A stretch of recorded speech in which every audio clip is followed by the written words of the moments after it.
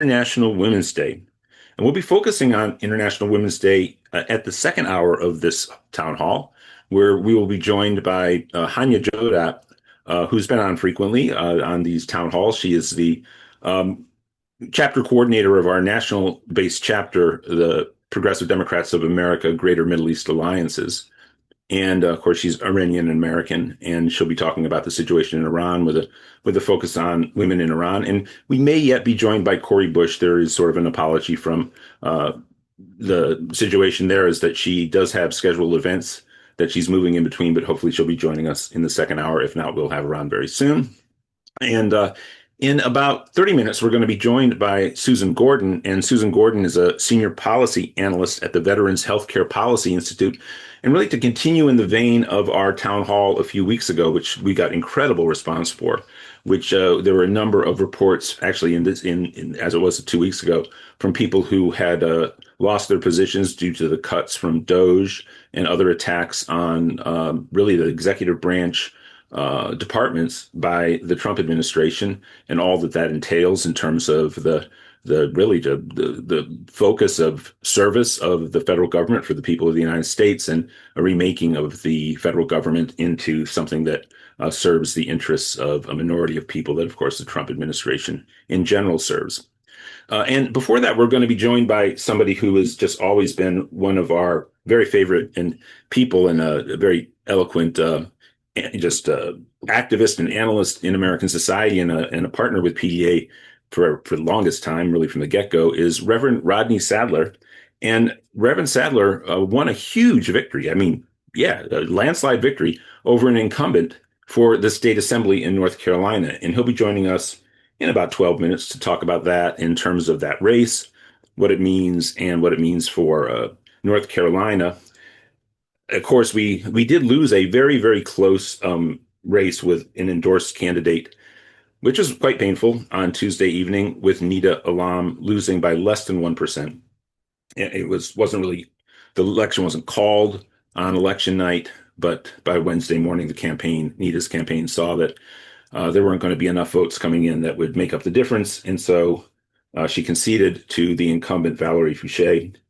And of course, there were very exciting results across Texas, and the Texas runoffs, of which there are many, will not happen until May, and we'll be looking at those and seeing who we might be endorsing or backing in general between now and that special runoff election day in Texas. And in general, the results from Arkansas, Mississippi, there was even a race in Arkansas that gained some national attention because of the nature of the upset Democratic victory there. All of it and the numbers of turnout for Democrats versus Republicans have played into the continuing narrative that we would be heading towards quite a landslide victory in November. And even as I say that and hear myself saying that, we all understand that the November election is going to be of critical importance in many ways, but not the least of which, in every way, shape, and form, as we get closer to the date, I believe it's November 3rd, that we need to set up election protection. And we'll be doing that. We'll be doing that in partnership with some projects that PDA is a part of, the Standing for Democracy project that we heard about last week from Bill Fletcher and other coalitions of organizations that PDA is a part of, as we are all going to try to do everything we can to make that an honest election, to protect our democracy on that day and going forward from what are clearly going to be attacks from the Trump administration. And I'm not going to go through the whole list of ways that we know that this is a real, real danger, that the November 3rd election will be distorted, disrupted, possibly canceled, handed over to the federal government to be in charge of, which has never happened even remotely on a national level, not during any of the world wars, not during the Civil War even. So, this is a very important date to look forward to. And my one primary observation as the primary season commences is that I think people may be a little, made less vigilant by the fact that the primaries are going to go off without a hitch, as elections always do in the United States, or always have. And that's going to give people a false sense of security that same will happen in November. Well, Trump doesn't give a damn about the primaries. What he cares about only is the election that's going to produce the final results for the U.S. Senate and the U.S. House of Representatives. And we have all the evidence to suggest there's going to be massive interference there. So we'll be attentive to all of that. And again, we'll be joined by Rodney Sadler at a quarter after the hour. We'll be joined by Hanieh Jodat at the top of the hour, at the top of the next hour, and at the 30-minute mark, we'll be joined again by Suzanne Gordon. That's our rundown for today. And lastly, I don't really have any prepared thoughts or remarks around what's transpiring in the world. It's unbelievably devastating.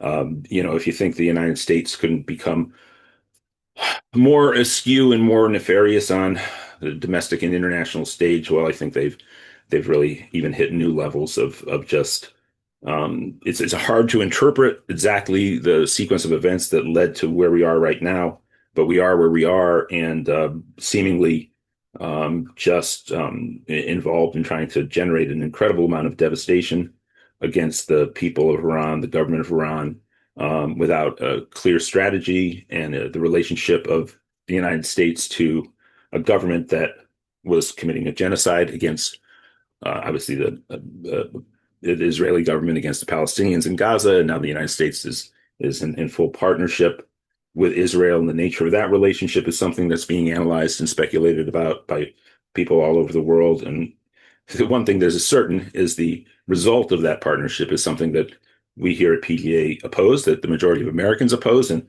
I can't imagine if the world's population was polled what those numbers would look like, but I imagine it'd be overwhelmingly opposed. And it may actually represent possibly an even high water all-time mark in my lifetime for the United States of America acting in a way that has massive international disapproval. With that said, we of course are here in the United States. We're quote unquote in the belly of the beast, and the one thing I hope that PDA can participate in with urgency. Now, on March 17th, we have very important primaries in Illinois, of course, as the nature of our organization will be very, very involved there. But a peace movement. We really do need to see, with each passing day, some kind of mobilization. I think holding off all the way to March 28th and the No Kings Day, yes, that'll be great. Very great day of activism. But to see a vibrant peace movement, expressions of it, maybe some mobilizations around it, I really look forward to seeing what's going out there and then trying to, from, again, representing PDA in a lot of meetings across every week, really try to push in that direction.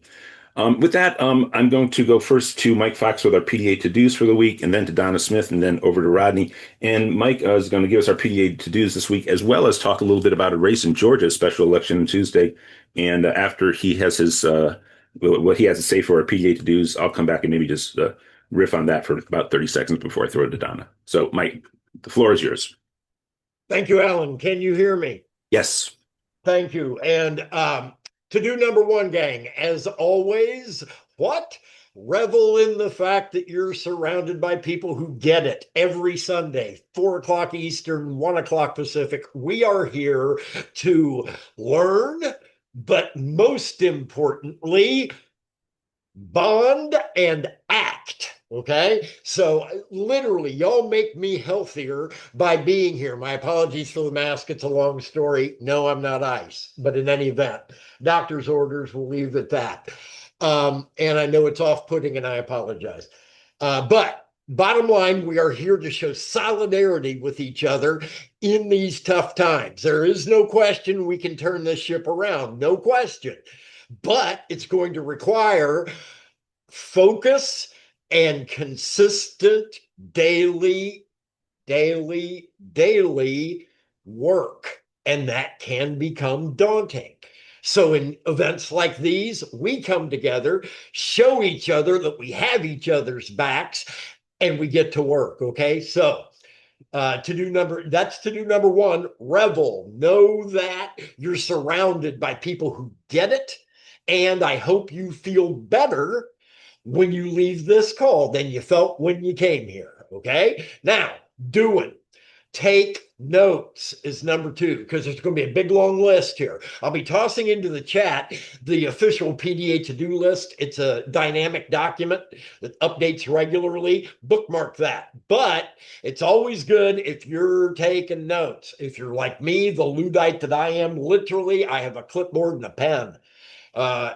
because there are going to be things we need to act upon as soon as we get off this call. Okay. So let's be prepared for that. Now, from a time and treasure standpoint, primary focus on time, while we have 10 to-dos on our to-do list that I'll be tossing in the chat, primary is phone bank, phone bank, phone bank, phone bank. Did I mention phone bank? Okay. We've got not only very important primaries going on right now, but there's also the special election in Marjorie Taylor Greene's district on Tuesday. So if you can pile on, throw an hour's worth of phone calls in there, I mean, how big a deal will that be if that district flips? Now, let me underline the candidate that we're pushing out is not has not been officially endorsed by Progressive Democrats of America because that person wouldn't necessarily hit all of the points. But what we're doing on this call is, without in any way compromising our values, we are saying we need to flip that seat. We got to get to 50% plus one in the House. Bottom line. So if you're in for that kind of call on Monday or Tuesday, now's the time. Go to pdamerica.org/volunteer. Pick a day, both days, whatever, and just plan on setting an hour aside. If you can do more than that, please do. But that's all that we're looking for on this call. Phone bankers, I know we got a bunch of them on this call. Type in the chat that you phone bank, ask others to come on board. And again, that link is pdamerica.org/volunteer. Okay. So that's the primary time ask. Primary treasure ask is, we take great pride at PDA in the fact that the majority of our work is done by volunteer labor, candidly. And as part of our ethos at this organization, we see that as just the right approach. Candidly, it's individuals taking their civic responsibility seriously and getting in and making change happen. Okay. But that being said, we still got to keep the lights on. We still have databases that we have to pay for. We have Zoom that we have to pay for, et cetera, et cetera, et cetera. So with that in mind, solidarity is what we're looking for, even just $1. You can just toss in $1 today. That will definitely get us moving in the right direction towards that goal. Okay. So what the theme for today's call, solidarity, and let's make something happen. I'll be back at the top of the hour to see where we're at on our goals, including our goal of 20 new phone bankers during this event signing up, and we'll see where we're at. Back to you, Alan. Thank you so much. And before I throw it to Donna Smith for her thoughts on the past week and the week going forward, I just want to say that what Mike spoke about in terms of our leaning into supporting a candidate to try to make sure we have a competitive race in the runoff in Georgia, and we'll be doing that throughout the primary season to be pragmatic about candidates who have chances of defeating Republicans in the fall who don't necessarily match up with PDA's checklist that will earn them an endorsement. And there's a difference. We're not going to be raising any money if we don't endorse a candidate for that candidate. So there's a huge, then of course, as we all know, the role of money in elections, that's a big, big difference. But in terms of our advocacy for a specific candidate, for reasons of pragmatism, now we're never going to be, it'd be very unlikely that any of the candidates we'll be doing this for would be seen as, if there was a midway point in the Democratic Party that were clearly on the right side of that mark. But one place we will be doing this again, and very importantly, is almost certainly in the U.S. Senate election in Illinois that comes up on the 17th. So look for that. We'll make a decision in the next week, but we feel very strongly that either Juliana Stratton or Robin Kelly, one of whom seems to be pulling clearly ahead of the other, needs to defeat Raja Krishnamurti, who is a sitting congressperson from Illinois, but one of the most conservative members of the House. And the idea of having a conservative Democrat, staunchly conservative Democrat, friend of the healthcare industry, a big friend of Modi's over in India, almost to a greater degree than any elected official in America, that he would become a Senate, and Senate seats are so hard for incumbents to lose. And it's a 6-year term. That'd be one vote that would be a block on Medicare for all in the Senate for the next 6 years. We really want to see either Robin Kelly or Juliana Stratton win. Neither has an endorsement, but we're going to be advocating for one or the other for sure, because that's a tight race, and we cannot have more conservative Democrats when we can have center left and progressive by center progressive and preferable senators win there. So that's an example of it that's coming up. This in Tuesday's election in Georgia is an example of it, and we'll be doing it across the primary season as we weigh in wherever we can to make the Democratic Party be the party it needs to be for the people in the country. Donna Smith, your thoughts for the week. And I apologize, Rodney Sadler, when you're with us, we'll get you in about 5 minutes. Yeah, Rodney, I can't wait to hear from Reverend Rodney. This is so cool to have somebody who is very, very close to PDA, part of PDA for a very long time. I mean, this is great. And to blow it away, go Reverend Rodney. It's great. I want to talk about a couple of different things today that I watched. First of all, Colorado has a little different system. We had caucuses this week, our local caucuses, where we go and we vote. We used to vote on who we preferred for the candidates. We didn't do, I asked for preference polls in mine because we weren't doing the normal polling. What I saw, this is what I want to talk to all of us about very briefly today. We had a great turnout at those caucuses, almost close to what turned out for Bernie's caucuses, which to me says that people are really worked up and angry right now and concerned about what's going on. I saw a lot of new faces, and that's where my concern is.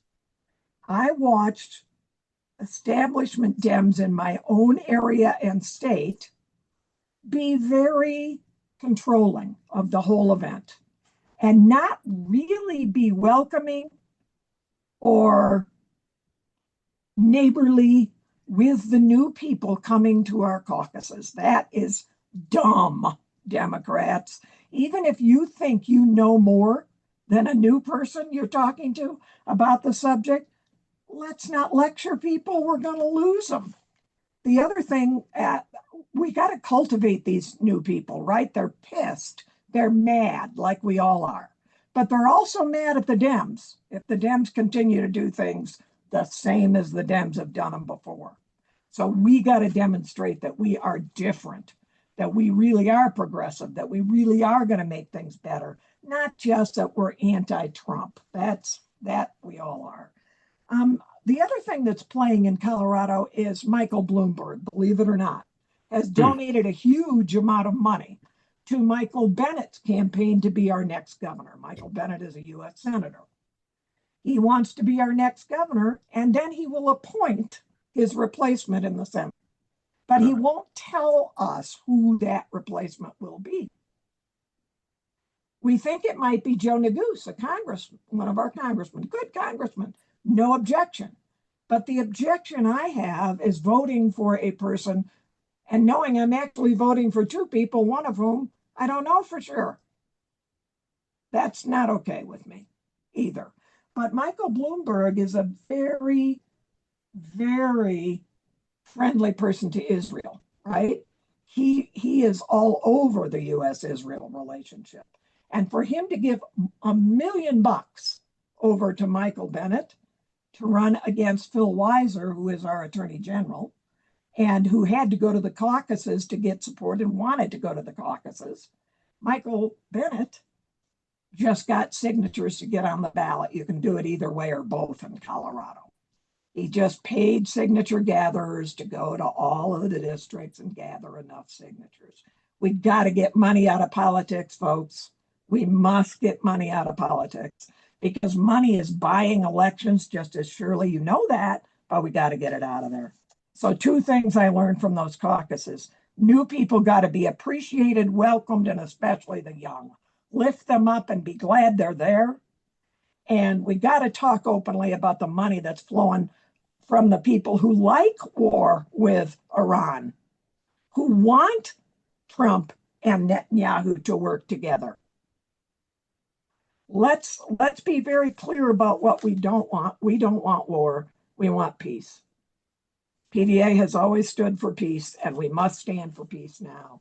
Even when it's hard, we got to stand for peace, and we have to make sure that's what we continue to stand for. So, Alan, maybe in the future we can have the Attorney General, Colorado's Attorney General, come on our town Yeah. hall and talk about he has now filed 58 lawsuits against the Trump administration, which his opponent criticizes him for. However, I told him when I talked to him, I wish you'd file 158. Remember Alex Lawson telling us, sand in the gears, slow them Yeah. down. So anyway, let's get Phil Wise around here to talk about what's going on in Yeah, Colorado. the state. That would be Yeah, great. absolutely. That would be a great idea. In fact, the state attorney generals, and by all measures, Rob Bonta here in California, of course, do I have my differences on certain things. I mean, I met with Rob Bonta about the protection of students who are demonstrating on university campuses, and people may not know, but the most egregious physical attack against people staging, demonstrations for Gaza was in UCLA. And we actually met in an office overlooking UCLA, and Rob Bonta didn't do anything. But nevertheless, he is leading the charge in many respects on many of the issues, as other attorney generals are leading the charge on other issues. And the state attorney generals are really hugely important at this hour. So that would be fantastic. I have to say, Donna, what you just gave in 5 minutes was almost like a beautiful video essay, the way it was constructed. And it's very important. It was new information to me. What you're saying about Michael Bloomberg, if people don't know, I know very well. Bloomberg is huge within the Sierra Club. And a few years ago, just the Sierra Club, they were going to have a Palestinian American go onto their board, and the Bloomberg people and Bloomberg blocked it. Yeah, we need your help here in Colorado to block this from being the control of our state. Yeah, no, thank you so much. Everything you said there. So let's maybe clip up that video and then if it maybe transcribe it or get it out there too, because that was very eloquently put. Thank you so much, Donna, and have a great weekend. Here we are. We have Rodney Sadler to welcome in.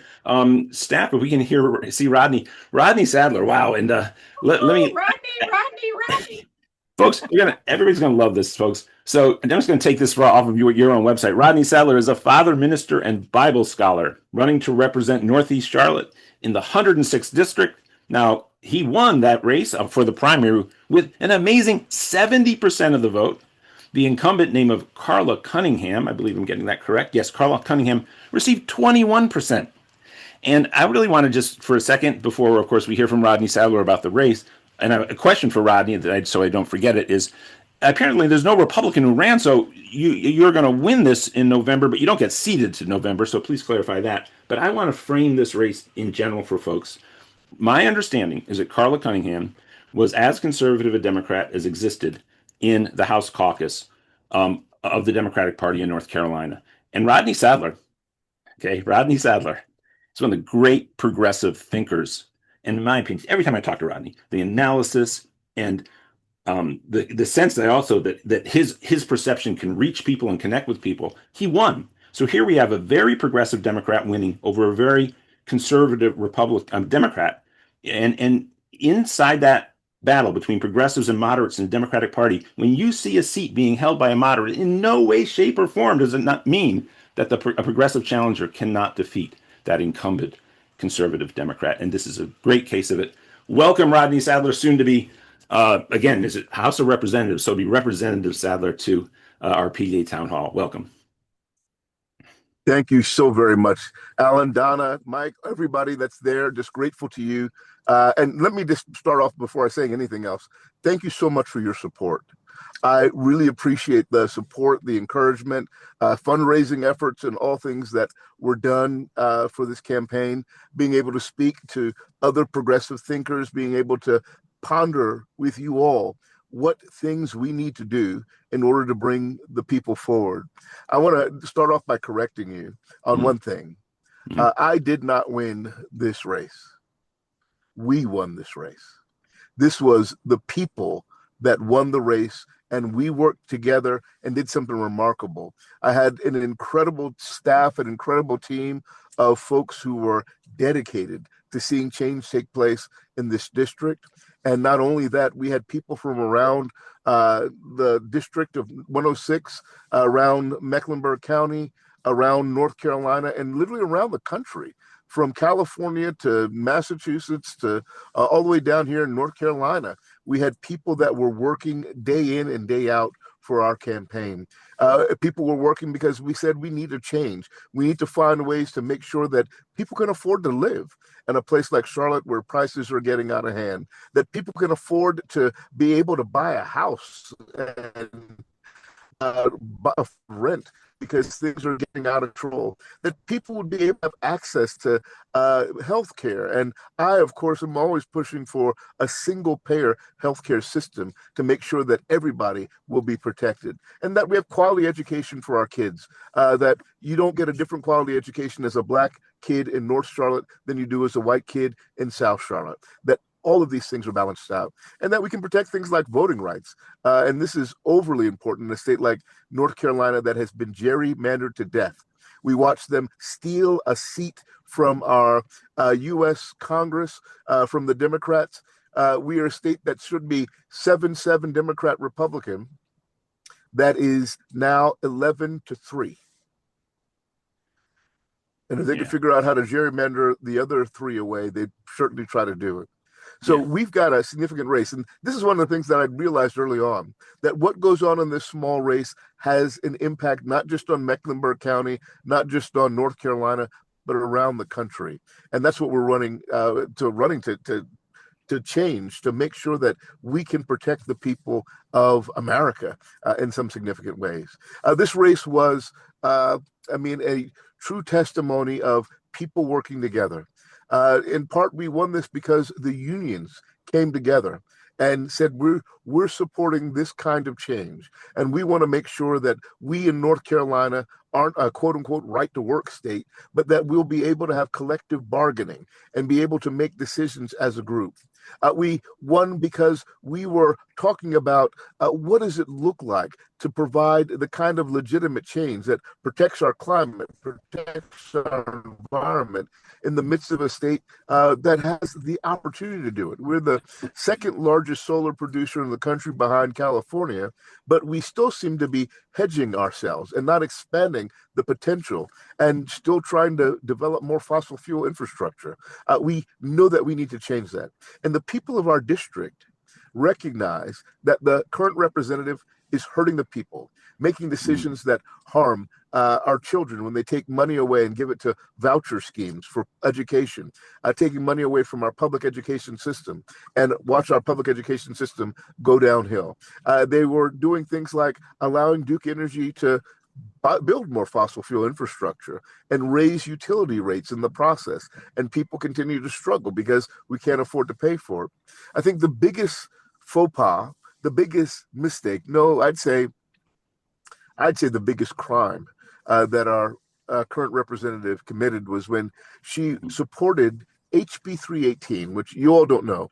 This is a bill that was in the North Carolina legislature that the Republicans put forward that basically said our local law enforcement has to cooperate with ICE, has to be in partnership with ICE, and has to welcome ICE and basically to town.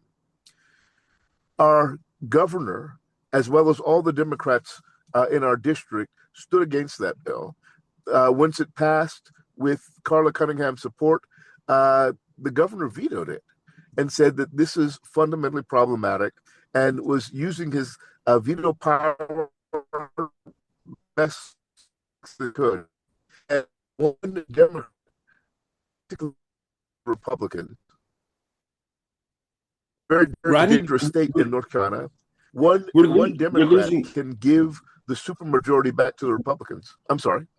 We're losing your video and we're hearing you. Can you hear me? If you're driving, be safe. But if maybe you just do turn your video off, the audio will come through more clearly. So yes. It's great to look at you, but there we go. Thank you. Go for it. Yeah, I think it'll be better now. That's fine. That's perfect. And I'm not driving. I pulled over on the side of the road. I am in the mountains of North Carolina on a sabbatical to try to get a little break here. But one Democratic vote can give the Republicans back their supermajority, and they got that with this one representative. The worst part about it was that she didn't just stand against the governor's veto. She went on the floor of the House and said that some cultures are better than others, that if immigrants come here, they need to learn how to assimilate. And then finally, that our African-American ancestors would have agreed with her in this regard. I think everyone in North Carolina was devastated when she said these things. And I think this was part of the motivation. You want to see how we can win a 70% victory? It's when the candidate does everything they possibly can to work against reason and goodwill and morality. And that's what we saw in this instance. I was very pleased to see a strong victory in this regard.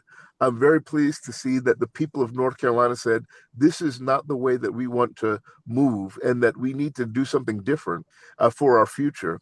And I know that there's going to be a lot of hard work going forward, because we need to change our General Assembly if we're going to have the kind of success that we need to have. We need to change North Carolina's General Assembly. And I'm not just talking about a blue wave, but we need to change our fundamental ideology. We need to govern from a moral basis. And I like to say it like this. What I would love to see is love used as a litmus test for all the policies that we pass. And no, I'm not talking about a Hallmark movie. When I say love as a litmus test, love looks like a livable wage for working people. Love looks like an equal quality education for all of our students. Love looks like giving voting rights to everyone on an equal basis and not trying to suppress people's votes because they're black and brown or elderly.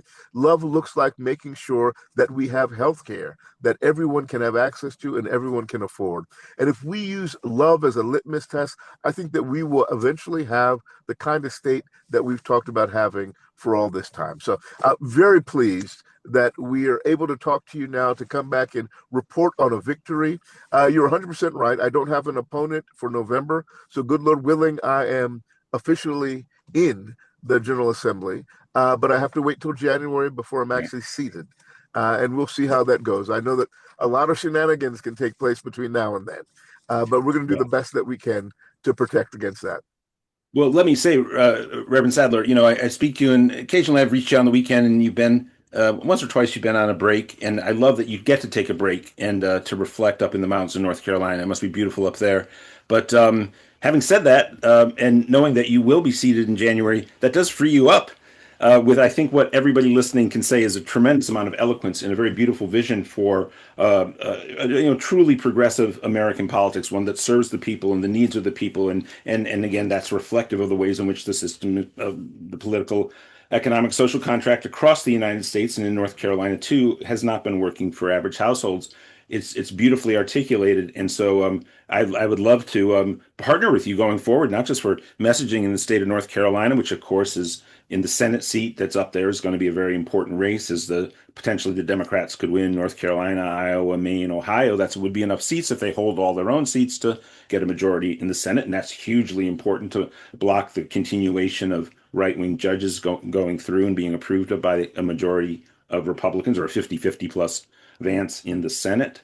And so huge thing there, but beautifully stated. And just one final question. Did you expect a result 70-21? Were you expecting something that overwhelming on election night? I don't know that if I was expecting anything. I know that I'm very grateful for the people of North Carolina and the people of District 106 for what they have done. And I'm just grateful for the victory. I would have loved it if it was 100% for what we're standing for, because that would mean that people were putting the people first finally, and that we were willing to move on and move forward. But that means we've got a few more people that we've got to convince. So that's all right, too. We know the work that's set out in front of us. If I can ask for anything, I might ask right now, PDA, if we could find a way to support and encourage Roy Cooper as he runs for the Senate. I think he is poised to do something significant and give us a Democratic-centered Senate again. And we would love to have whatever support we could have for former governor and hopefully soon senator from North Carolina. And hopefully we can change what America looks like and what America is doing going forward. Very grateful for all the work that PDA continues to do.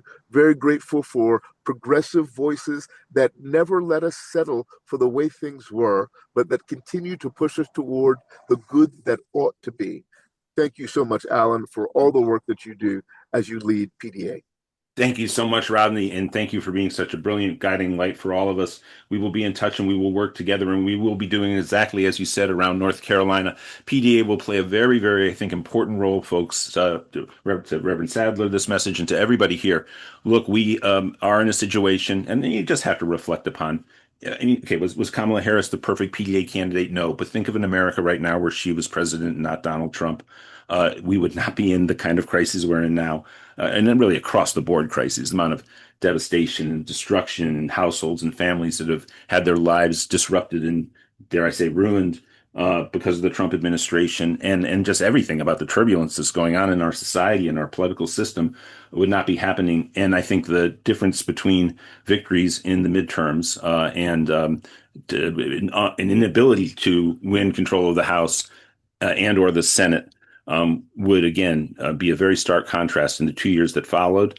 And if somehow the Republicans hold on to both houses of Congress, I fear that democracy in America, first of all, at this hour, it seems like that would have to be the result of a serious subterfuge on behalf of the Republicans, but also would really, the prospect of our remaining a democratic society would be really, really in peril.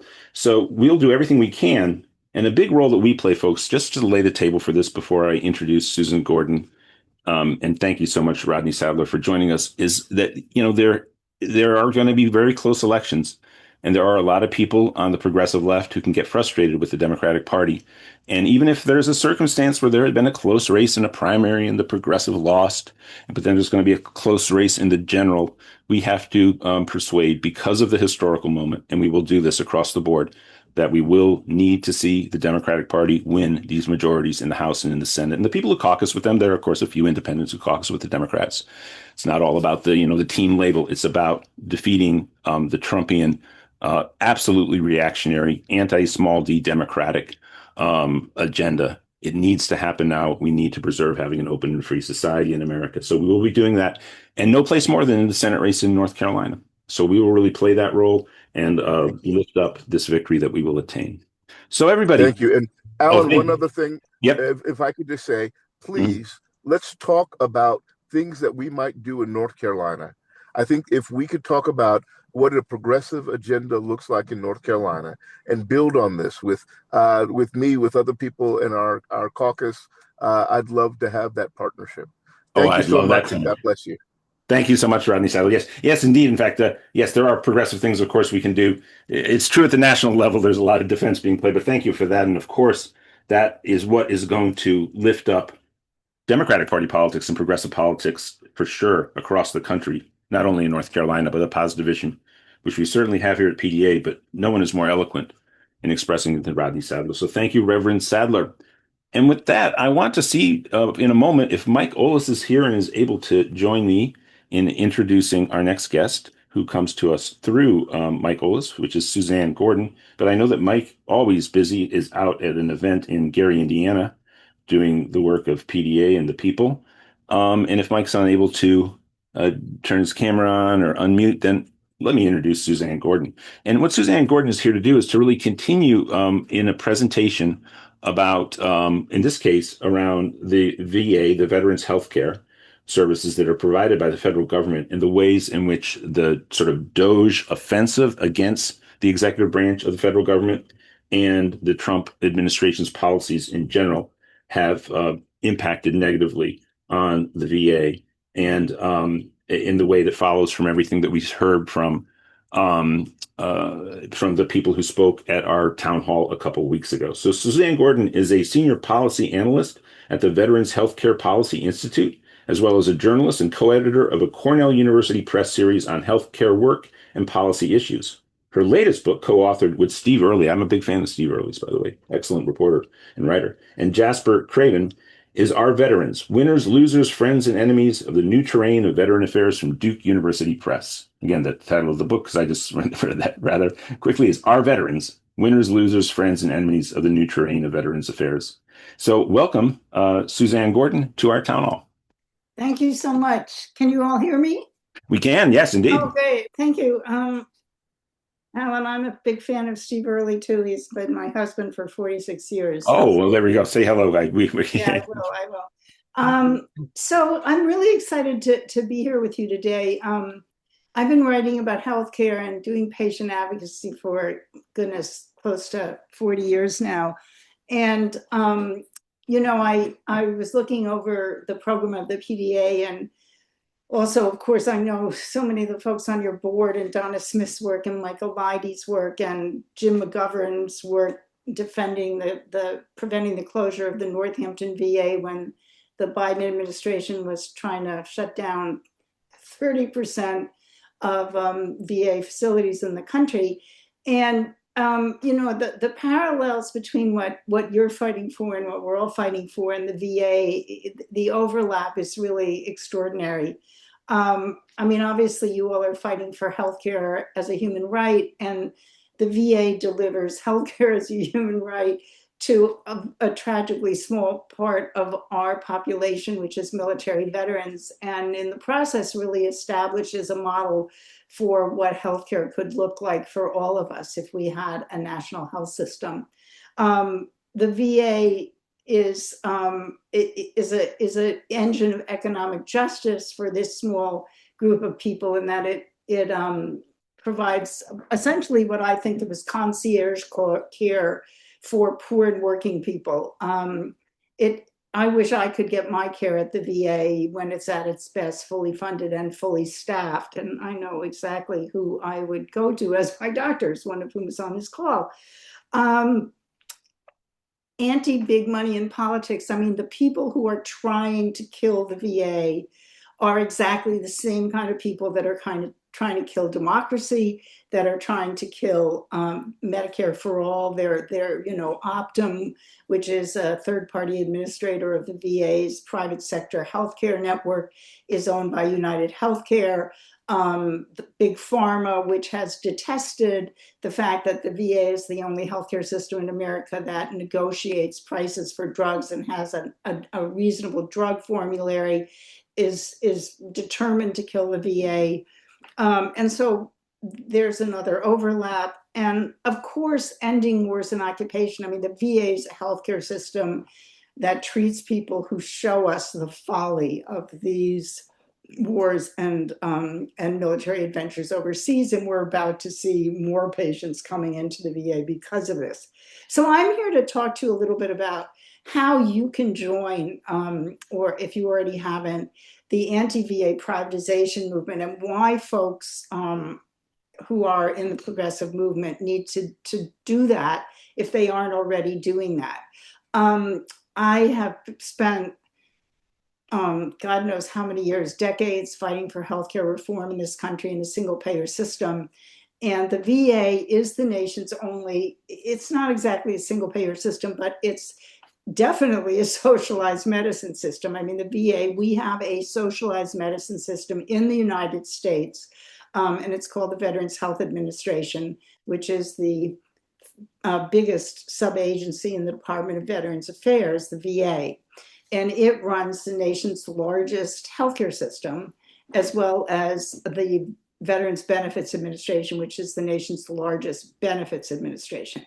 And a lot of people, and I was one of those people, until in 2014, when I cooked up this idea for writing a book about VA healthcare with Bernie Sanders, who's an old friend and was then chairman of the Senate Committee on Veterans Affairs. And Bernie and I cooked up this book and kind of pushed it through the Obama administration, so that I could get access to VAs around the country, which I did, which I couldn't have done in the Biden administration or the Trump administration, definitely not the Trump administration.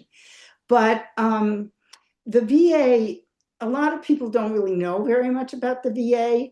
And what they don't know is that it is actually the nation's most successful healthcare system. Study after study shows that the VA delivers higher quality healthcare that is either equal to in quality or most often superior in quality to the private sector. There was one study, for example, that I think is worth mentioning, which is a study of veterans who went to private sector ERs or to VA ERs. And the folks who went to the VA ERs were twice as likely to live in the first 28 days and twice as likely to die in private sector ERs than those. And it cost, for those deaths, it cost 21% more in the private sector. So private sector delivers lower quality care at higher cost. VA delivers higher quality care at lower cost. If you are a man and you have prostate cancer, and what we call clinically insignificant prostate cancer, which means it's probably not going to kill you. The VA is the only system in America that abides by the standard of care for clinically insignificant prostate cancer, which is watchful waiting.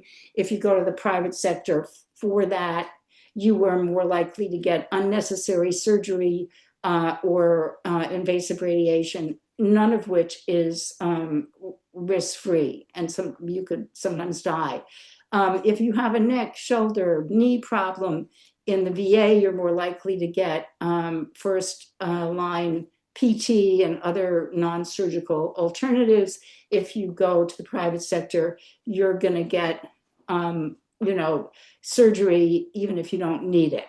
So the VA delivers superior care, and it delivers superior care because it has a financial incentive to do that. It has no perverse financial incentive to treat people with more tests and procedures and meds. It has a financial incentive to do preventative care because it has folks from discharge to grave, and it does that. And it delivers highly coordinated care to a portion of the nation's 17 million veterans. I'm not going to get into the eligibility requirements of the VA, which I think we should eventually think about if we develop a progressive agenda for what we want a progressive or an expanded VA to do, but I'm not going to go into that now. Many people think all vets, anybody who's been in the military can get healthcare or education benefits that they were promised. That is not true, but I'm going to set that aside. The other thing that folks don't know, and again, I was exhibit number one in this. I remember as a healthcare researcher and journalist, I used to see back when the VA would let these studies come out. I used to see studies about how they would do this better in the VA or that better in the VA. And I remember just sort of kind of not paying attention to them, which was really stupid because I thought, well, that's just for veterans. That's not for me. And I think many people feel that this is a kind of veterans only system. And it's not. The VA is the second biggest research powerhouse. That is when we were doing research in America after the National Institutes of Health. If anybody on this call has an implantable cardiac pacemaker, use the nicotine patch, had the first shingles vaccine. Thank you, VA. And all of their research developments are open to the public. I mean, when they developed the pacemaker, they didn't say, sorry, only veterans can use it. And, finally, the VA is a factory, an education factory, training the nation's future healthcare professionals. The VA trains 70% of American physicians in training, 1 in 5 doctoral supports, 1 in 5 psychologists in doctoral studies, nurses, PTs, 40 different healthcare professionals. And we are a country that faces huge shortages of mental health professionals, of primary care docs, of geriatricians. We have 7,000 geriatricians in this country to serve 60 million people over 65. Imagine that. The VA, it has geriatricians galore and practically invented geriatric medicine. And the VA also does something that the American healthcare system does very badly, and that is deliver occupational healthcare, because most docs in the United States don't do occupational medicine, and the VA does. And I would argue, and I do argue, that the VA is our only genuine healthcare system, because even though we use the term healthcare to define private sector institutions, they mostly deliver fragmented episodical medical treatment. Healthcare, medicine is a part of healthcare, but not all of healthcare. And the VA integrates mental health and physical health. They deal with people's psychosocial issues, with their employment problems, with housing. The VA has reduced veteran homelessness, which is about to go up if we get rid of the VA. And so it really is our nation's I think it's unarguable that it's our nation's only healthcare system, and it works. And that's why the Kochs and their dark money, supporters and allies, and the pharmaceutical industry and the hospital industry and private equity that now owns more and more doctors' practices and corporate medicine wants to kill the VA, because the VA has all this money, right? Billions and billions, hundreds of billions of dollars that are going to veterans, and through the public and through government programs, they're paying people who are on salary, not on fee for service, to deliver those services. And that is abhorrent to them. They either cannot bear it ideologically or they cannot bear it financially. And so you see, and I'm going to share my screen now. I hope this works. You see a vast attack on the VA. This is I'm going to put this in the chat. This is a threat map that an amazing veteran named Teresa Aldrich and I did, and this is what we have since before Trump, since, actually this has been going on for a decade, this stealth privatization movement that has accelerated in Trump 1 and in Trump 2. In Trump 1, they passed something called the Mission Act of 2018, which tragically was supported by the majority of Democrats in the House and the Senate. And this established a private sector program that the VA Suzanne, I'm sorry to interrupt you, but we can't see your map very well. I wonder. I'd be happy to get rid of it. Is this? No, I think it'd be nice to be able to see it. I just wonder if you can expand your browser to make it fill the entire page, and then we'll be. Let me try to do that. I tried to do that Maybe before. send it to one of our folks to do it. Oh, that's a good idea, Donna. Why don't if you put the link in the chat, then somebody on the. Oh, what a good idea! I have the link in the chat. Yeah. Okay. Wait. Let me. So should I? Jim Langford, do you want to give this a shot? To pull it up on your screen and we share it that way? I can do it, Alan, if I can find the link in the chat. Should I? All right. Should I stop sharing and let me give you the links? I put the links in. Thank you. Thank you for interrupting yourself. Do you see it? Do you see the links? Privatization threat map. I'm sorry, I'm not good at this stuff, but. So, no, you're fine. Your presentation was fantastic, and everything you said is amazing. I have a follow-up question once we get to those, but I do want to also make sure that Suzanne and Donna Smith can stay just past the top of the hour as well, because I think with Hanieh, we're going to talk a little bit about International Women's Day, which is today. Yeah, I can't see your link, Suzanne, but that's just you can't see it. If maybe you could enter that now, it'll be a place where Donna can find it. If you can re-enter. Yeah, exactly, and then I'll deal with it. I can't find it either, Alan. I was looking myself. I put it in the chat. This is so weird. Wait, move forward. Hold on. Let me. Yeah, we can just go forward. It's okay. And then when I have it, I'll fix everything. Okay, let me just do it in words, since this is I'm working in and go for it. You're very clear. Go ahead. I think your partner, Suzanne, Jim Jones, has his hand up. Maybe he could. James? James, please unmute, James. Please unmute. There we go. Nope, go again. There we go. You're good, James.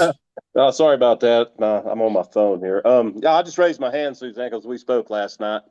I just wanted to let you know I'm here in case you wanted me to discuss. When I finish, I'm gonna let you speak. So let me just run through this. And I don't know why it didn't come in, because I put the links in the chat. But it's all right. You're doing fantastic. Okay, yeah. So here's the thing.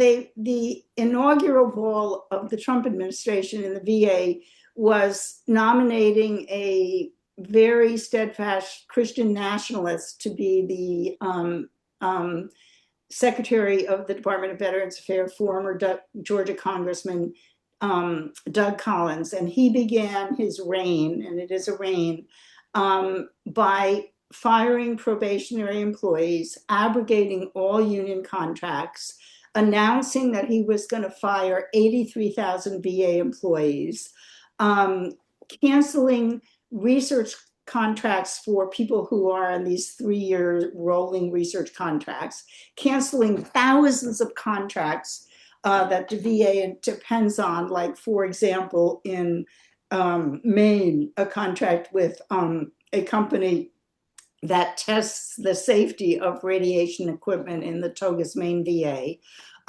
He then has pursued a dreadfully flawed electronic health record to replace the VA's own homegrown, open source, and very excellent Vista electronic health record and IT system that was given in a no-bid contract in Trump 1 to Cerner.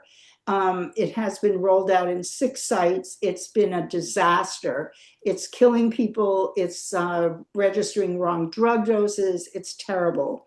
And now he has frozen. He has not filled 30,000 positions that are vacant through attrition, and has announced that he will cap up to 37,000 vacancies that are much needed in VA.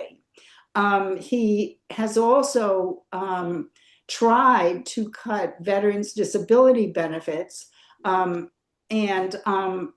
one of the things here is that this private sector care is so expensive that the only way that it can be afforded is if you cut access of veterans, the number of veterans who have access to care and who get compensation for their service-related injuries. And it's just a juggernaut. I mean, one could go on and on.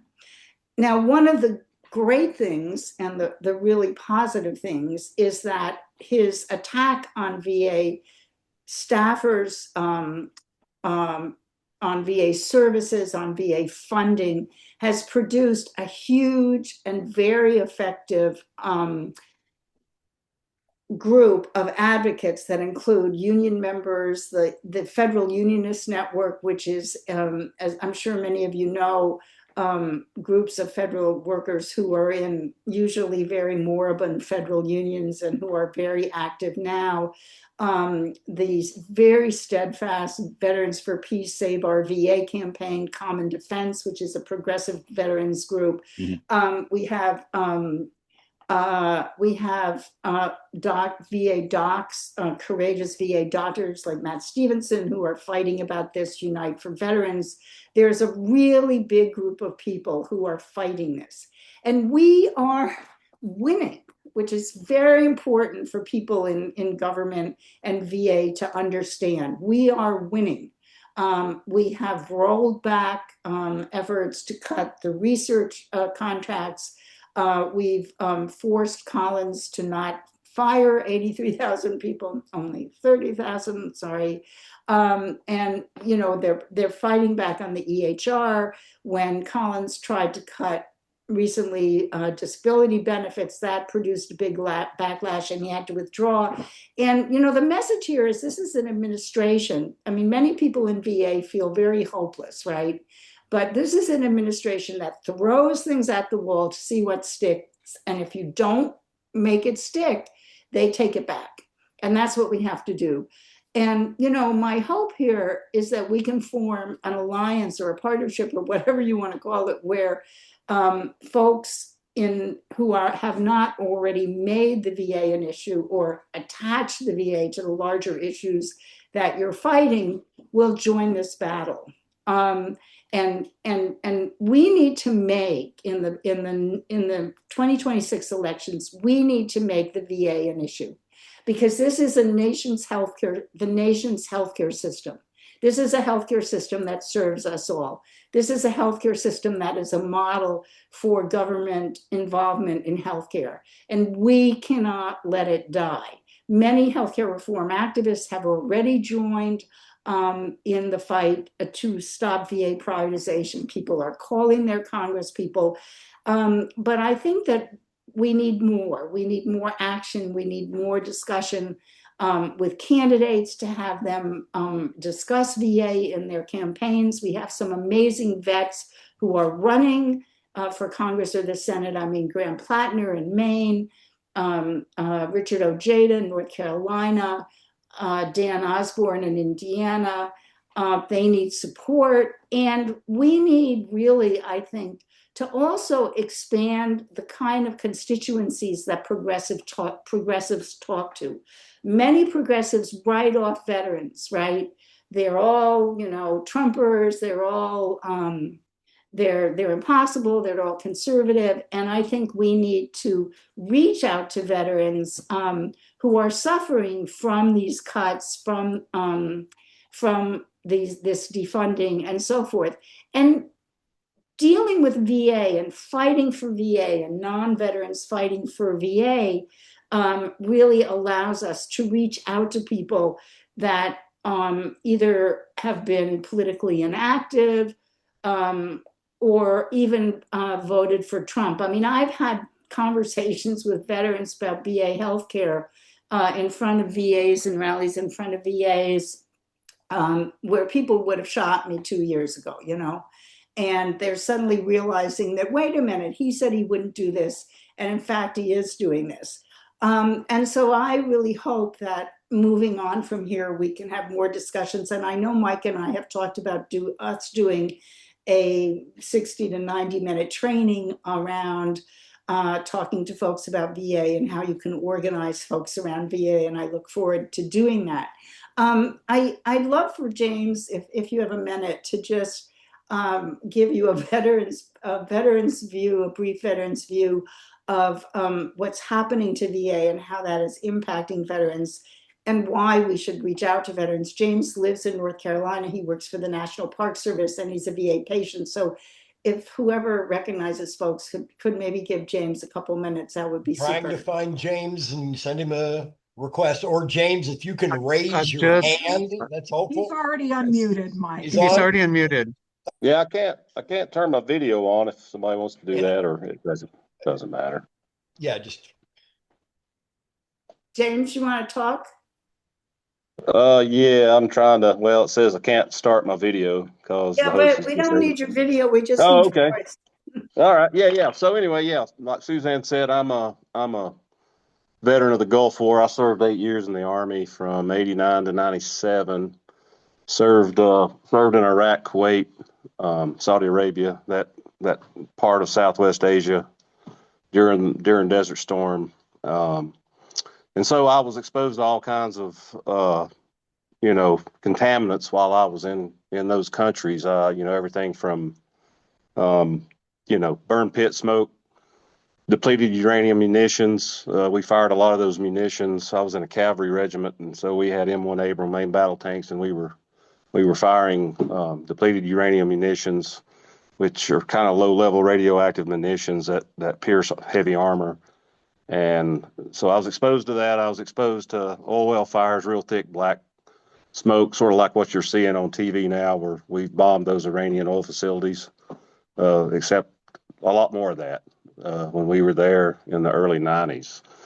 And so when I got out of the military, even before I got out of the military, I was already having breathing problems and, sinus issues and that sort of thing, amongst other things. And so the VA, they up until the PACT Act was passed, as many of y'all are probably aware, that was the law that Biden signed into law, I think in 2022, that finally addressed those concerns with burn pits and other kinds of airborne contaminants. And so I got over the top of my 100. I went to 100% disability after I filed and got that. But the VA, as far as the breathing problems and issues I've been having with sinus trouble and all that, my hospital near Asheville, North Carolina, they can't see me until August of this year to do a CT scan of my sinuses. And that's because, they're overwhelmed with other vets trying to get in and do the same. And so they asked me the other day when they called me to set up the appointment if I wanted to wait or set up an appointment with a private provider through community care, which is what Suzanne mentioned earlier was passed back in Trump 1.0 with the mission Act or whatever it was there. I don't recall exactly the law that was passed, but that basically established community care. And so they've reached out to the provider here in Boone where I live, and that's been 2 weeks ago, and I haven't heard from them yet. So, and even if I do, I feel like it's going to be months before I can get in to see them because I live in a small town that's already, overburdened with folks that live here. We're a really fast-growing town. We're home to ASU, Appalachian State University. There's a lot of people that live in and around Boone and Watauga County, and we don't have the means, the medical facilities to handle this rapid growth, population growth. So, community care, they paint this picture that it's all great. And in some places it might be. If you live in an urban area, you might be able to get in to see a private doctor quickly, but a lot of these rural areas that don't have that type of infrastructure, that's not the case. You're not going to be able to get in to see anybody. And like Suzanne said earlier about, the VA and all the research they do, they've been studying these airborne contaminants for a long time, since the Gulf War, in fact, the war I was in, and they kind of know to some extent how to treat it. They've helped me out a lot. I have sleep apnea because of that, obstructive sleep apnea.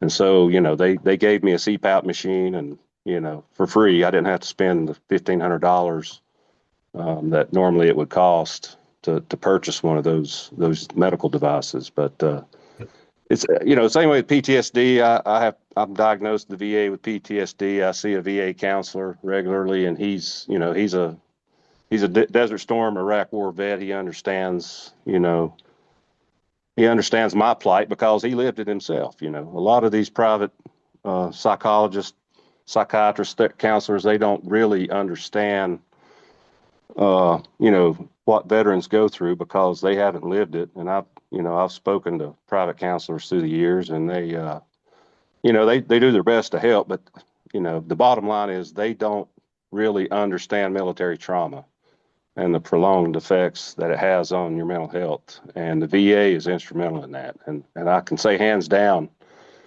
I wouldn't go anywhere else anymore for any kind of mental health therapy or any kind of medical help unless it was an emergency and I just had to go to the local hospital. So it's imperative.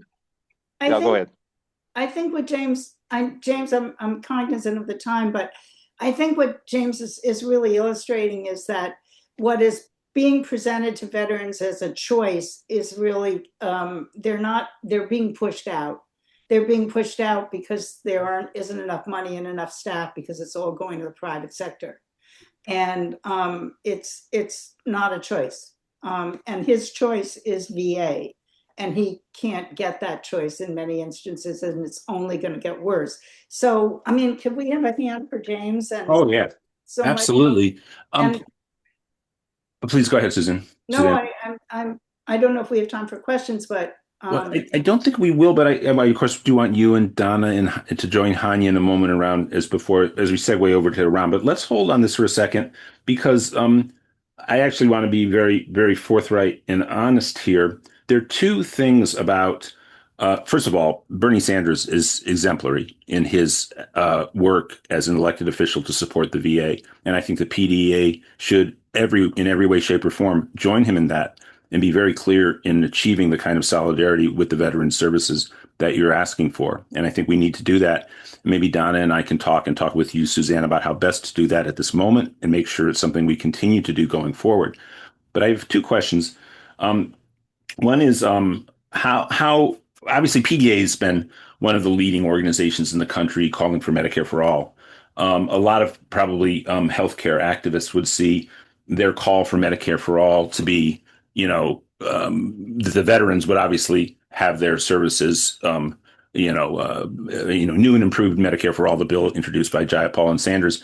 How would that relate to the VA, and explain maybe why, of course, it isn't enough just to say you support Medicare for all and think that you're supporting the VA, because Medicare for all is not happening immediately and the VA already exists. So on that front, we obviously need to support the VA.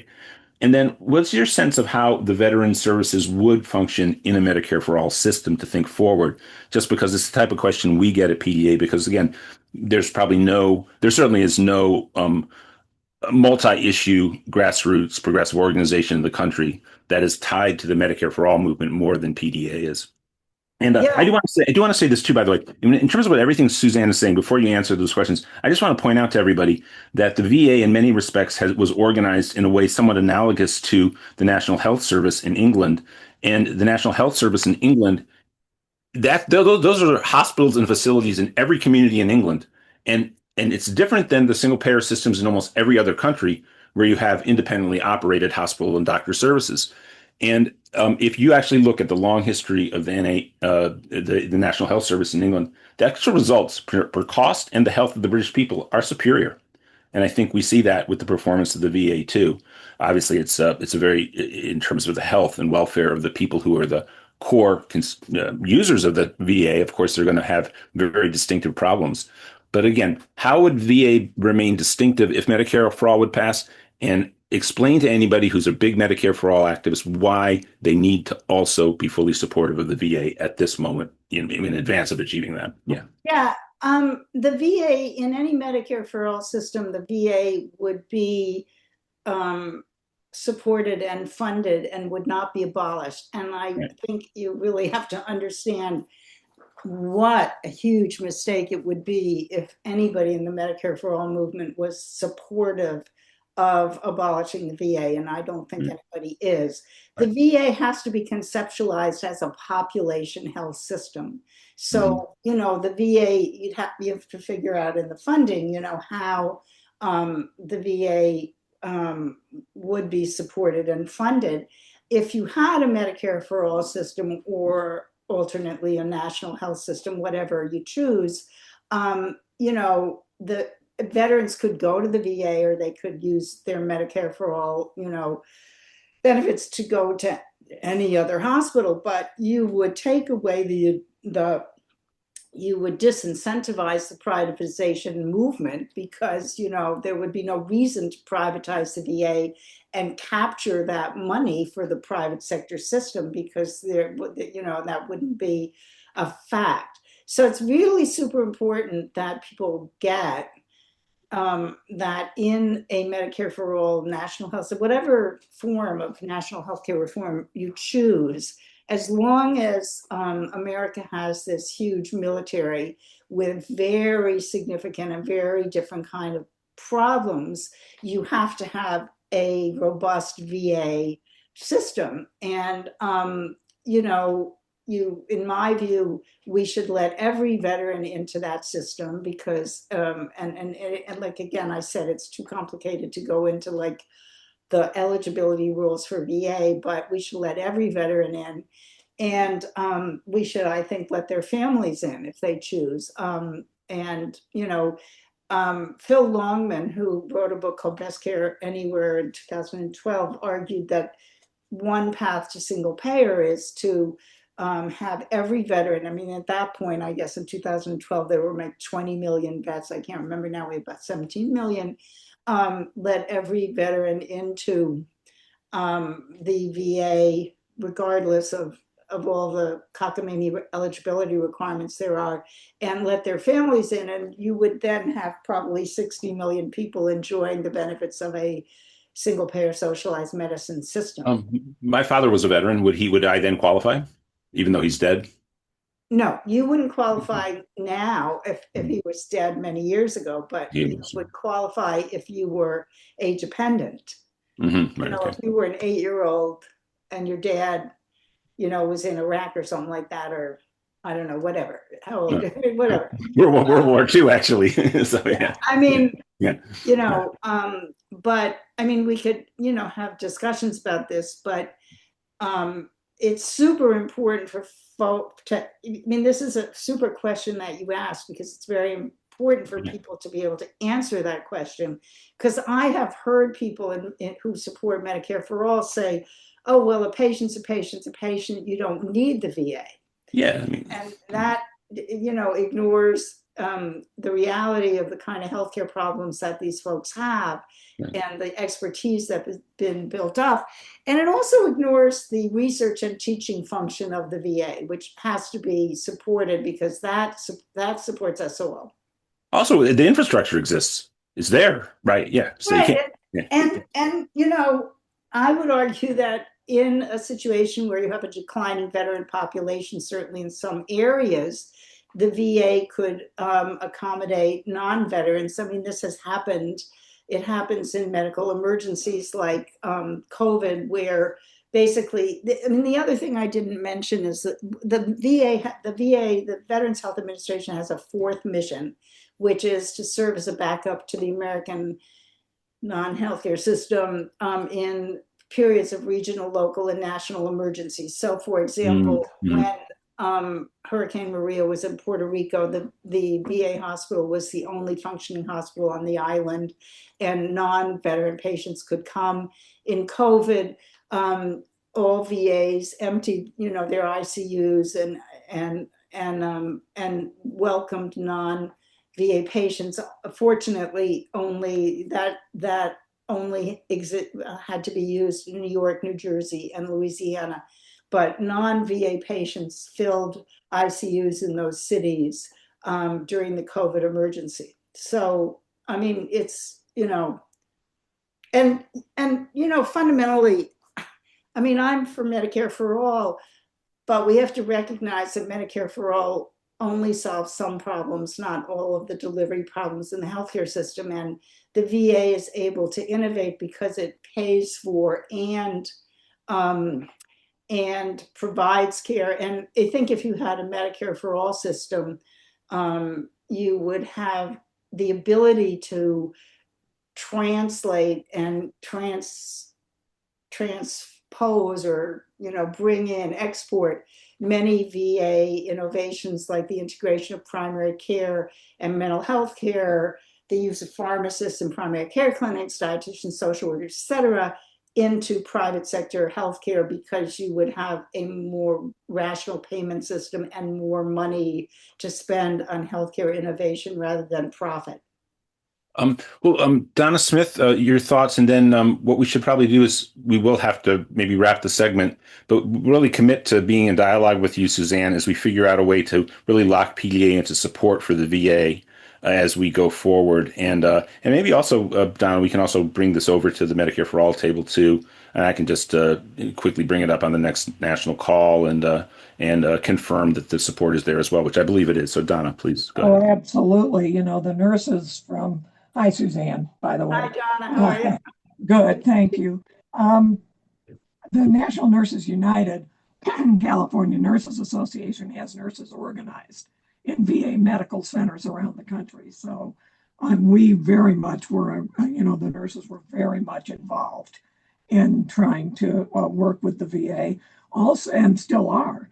Also, we all need to remember Alex Pretty was a VA nurse who was killed. He was a VA ICU nurse. I think the thing that comes to mind right now, and I know we're getting ready to wrap this part of the discussion, so maybe this is a little bit of a transition. I'm sorry for my voice. My son Bradley served in the military, and he is now not. He suffers from serious PTSD from the time that he served in security forces in Afghanistan. He does not talk about that time because of the depth of his PTSD. And I remember when he went into the military, this was not something that I was necessarily in favor of as his mom. And he was only 18 years old. And I was just as afraid of him learning how to kill as I was of him being killed. And I think that was kind of what happened to my Brad.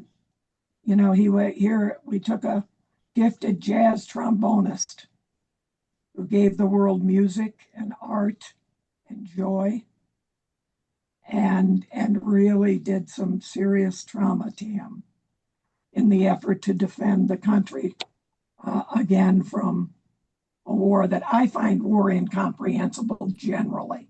But my dad was also a World War II vet, and I learned to be patriotic and to love veterans because my dad would never let an American flag go by without his hand over his heart to praise the country. So I have this push me, pull me, with this feeling about the military, but not about the service members and not about the people who serve in the VA and serve veterans every day.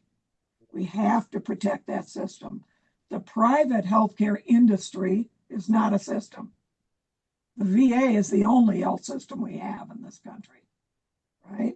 So at least I'm trying to reframe how we talk about it, that the rest of it's an industry with one agenda, with one primary agenda, and that's profit.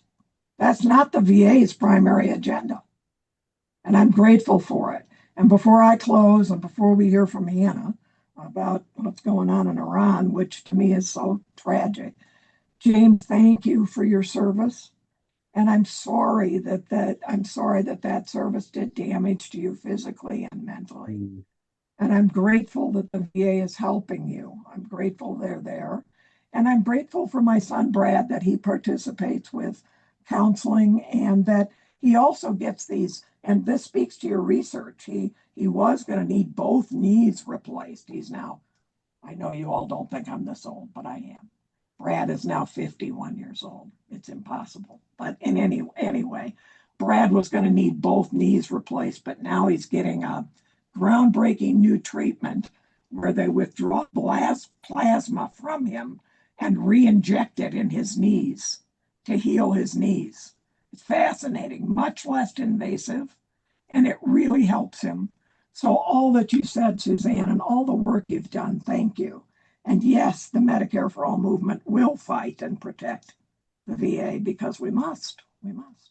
Alan, sorry, that was longer than you. No, that's beautiful. And also that's interesting. I'm always this close, as William Walter on the call knows, I'm this close to knee surgery on my right knee. I'm fascinated by what you just said there. But of course, everything else is so important. And yes, certainly honoring James for his service and exactly what Donna said. And I also want to thank Kimberly for her assistance on the segment and to Suzanne Gordon. And what we're going to do is after final thoughts from Suzanne on this issue, we're going to quickly hear from Mike Fox with our PDA to-dos. And I know that we're behind in getting, we're still in election season all year, folks. So we need volunteers for phones and we need, of course, support for the organization in terms of money. And we'll go to Mike for that. But let's hear a wrap up from Susan. And then we'll go to Hanieh, Suzanne, and Donna as we talk about International Women's Day and then a focus on Iran and women in Iran. Suzanne, final thoughts. Yeah, thank you so much, Donna. Yeah, I've been on the forefront of, I've considered myself a veteran of the anti-war movement since I was 17 and I'm 80. So it's been a long time. And I'm not a militarist. I don't like the military. If anything, spending years and years working with veterans has convinced me, if I didn't already believe it, that it's a super bad idea. And I think we need an alternative to the military for doing service to our nation, But I think that I'm just very heartened by the response, and I hope that we can both get together to talk about this further and also, do a training on VA, because, I think one of the worst things, and I'll close on this, that bothers me, everyone, is that a lot of progressives really, they either don't know anything about the nation's largest healthcare system. It's interesting. I used to write about nurses, and most people don't know anything about the largest profession in healthcare. They or what they do know is wrong. And most people don't know about the VA.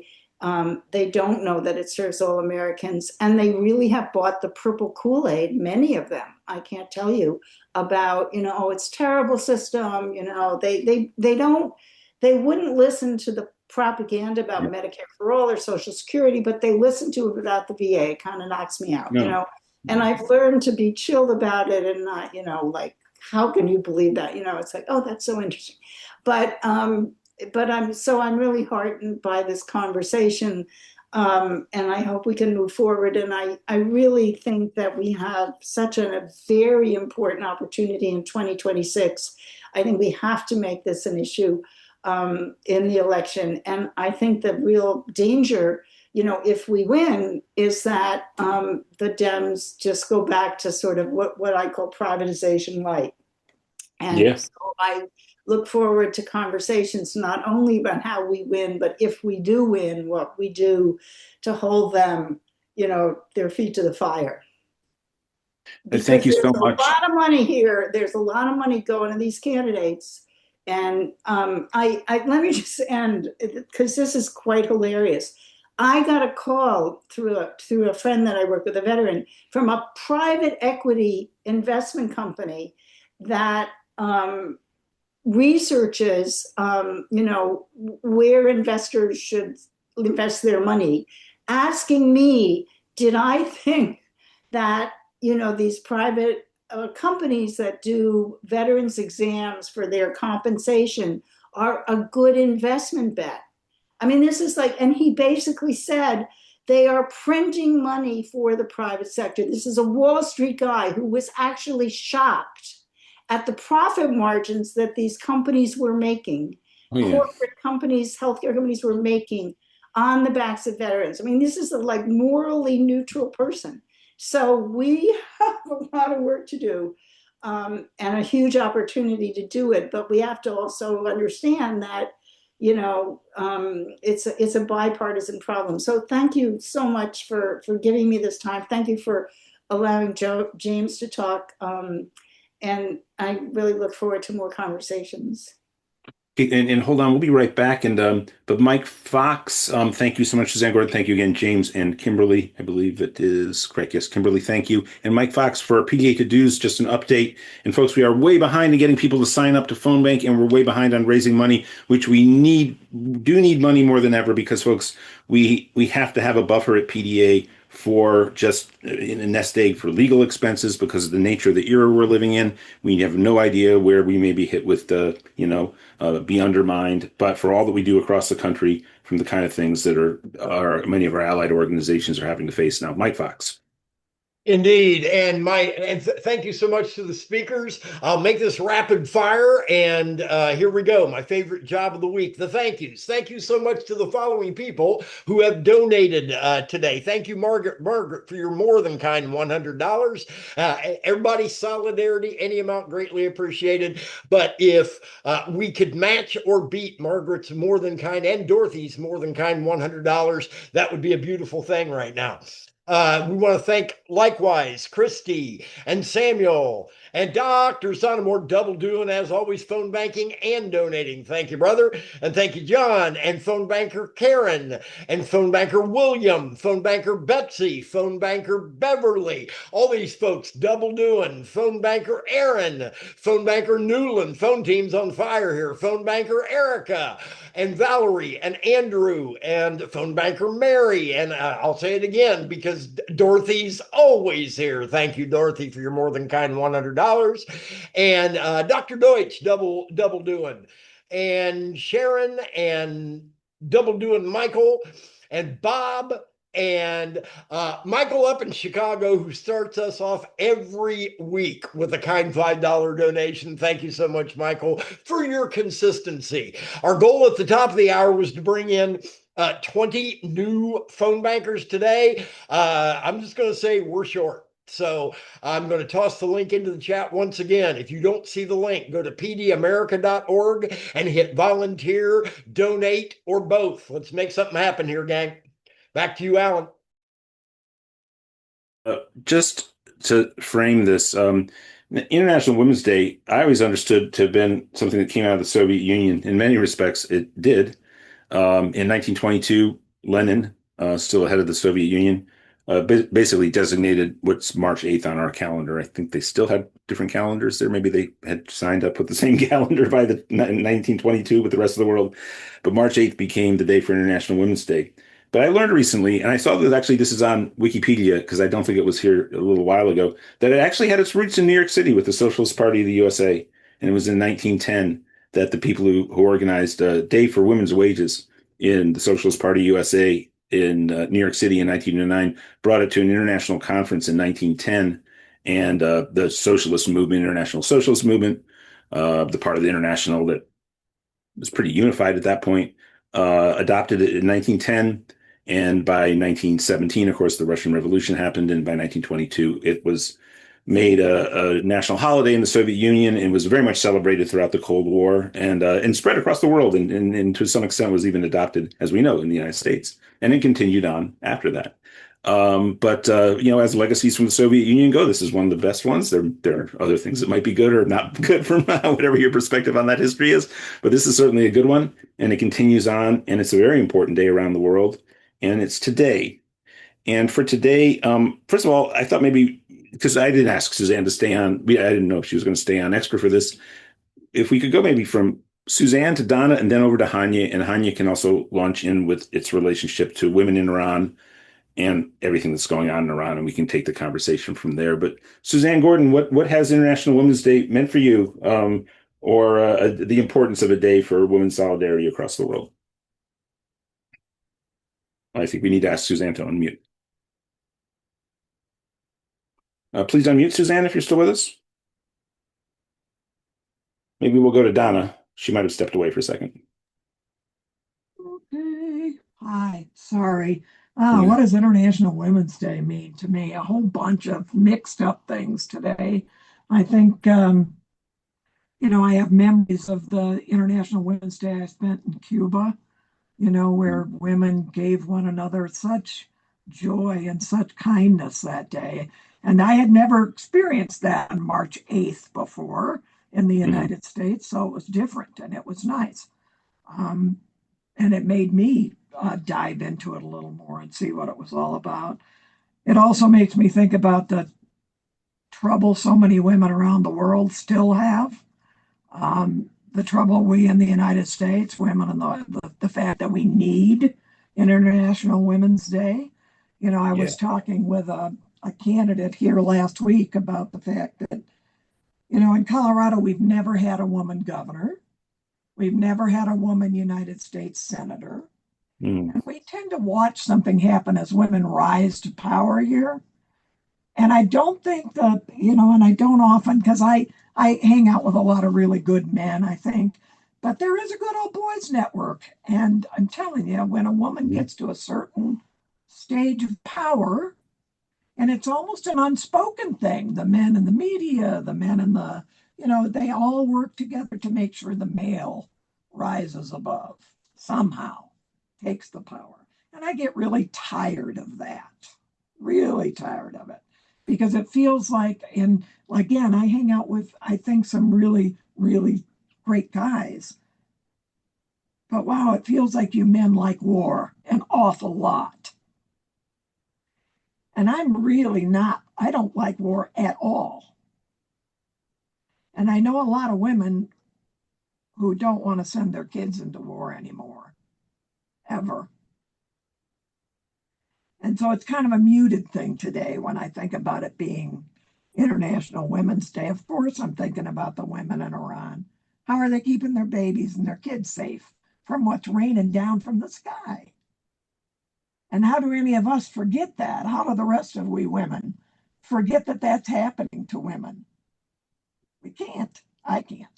Anyway, that's not a real cheerful thing I'm thinking today, but I also have my own faith, so I certainly say prayers of some kind that people around the world, even if the United States cannot seem to break out of this Trump crap right now, maybe that some other people around the world are going to have to lift right now, are going to have to do a real heavy lift right now to protect women everywhere. So, Alan, thank you for letting me say that. For sure. And again, Suzanne, please chime in anytime you like. I believe you're co-hosted, so you can unmute. But with that, let's go over to Hanieh. Hanieh Jodat, of course, is the lead coordinator of Progressive Democrats of America Greater Middle East Alliances. And she joins us on International Women's Day. And Hanieh is Iranian-American, and just solidarity and love to you, Hanieh, and to the people of Iran. And we heard, when James in the last segment spoke about what he experienced with the toxicity from the oil released in Iran. That's what they're doing today. If you haven't seen the headlines, they bombed these oil depots. Hanieh, welcome.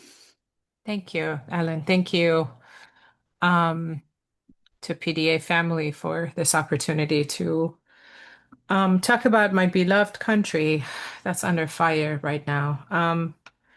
And the one thing I don't want for this to cause is sadness. What I want for this conversation to create is a space of solidarity, strength for the progressives, and unity amongst us. I celebrate the women of Iran. I celebrate the Black mamas in America, the civil right leadership led by women. I celebrate Latino and Latinas. I celebrate today Palestinian mothers in Gaza who've lost their children. I celebrate mothers in Congo and in the Sudan. And I have to celebrate the memory of the 140 plus little girls who died in the school attack by the United States of America and its ally, Israel, who would have been the future scientists of Iran, who would have been the future doctors, writers, authors, civil rights leaders who would have changed the country for the better.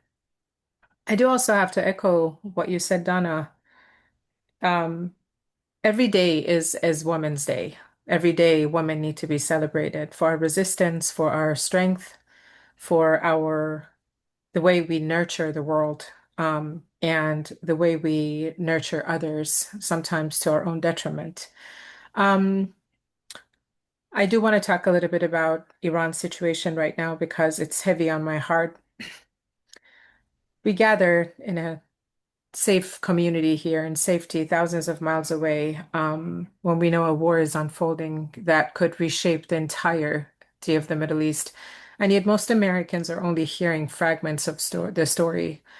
What we're hearing from many politicians, especially in Washington, is a very simplified narrative that they've sold to us for many years, decades. They say this war is necessary. They say this was inevitable. They say it was about stability and security. But when we look at the facts in detail, the real timeline of events and the human cost already unfolding, the story becomes far more complicated and far more troubling. This conflict did not begin as a small defensive action. Let us make absolutely no mistake about that. The opening attacks against Iran were massive.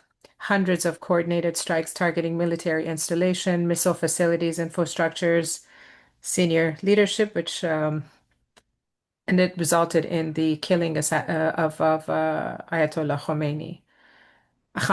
I apologize.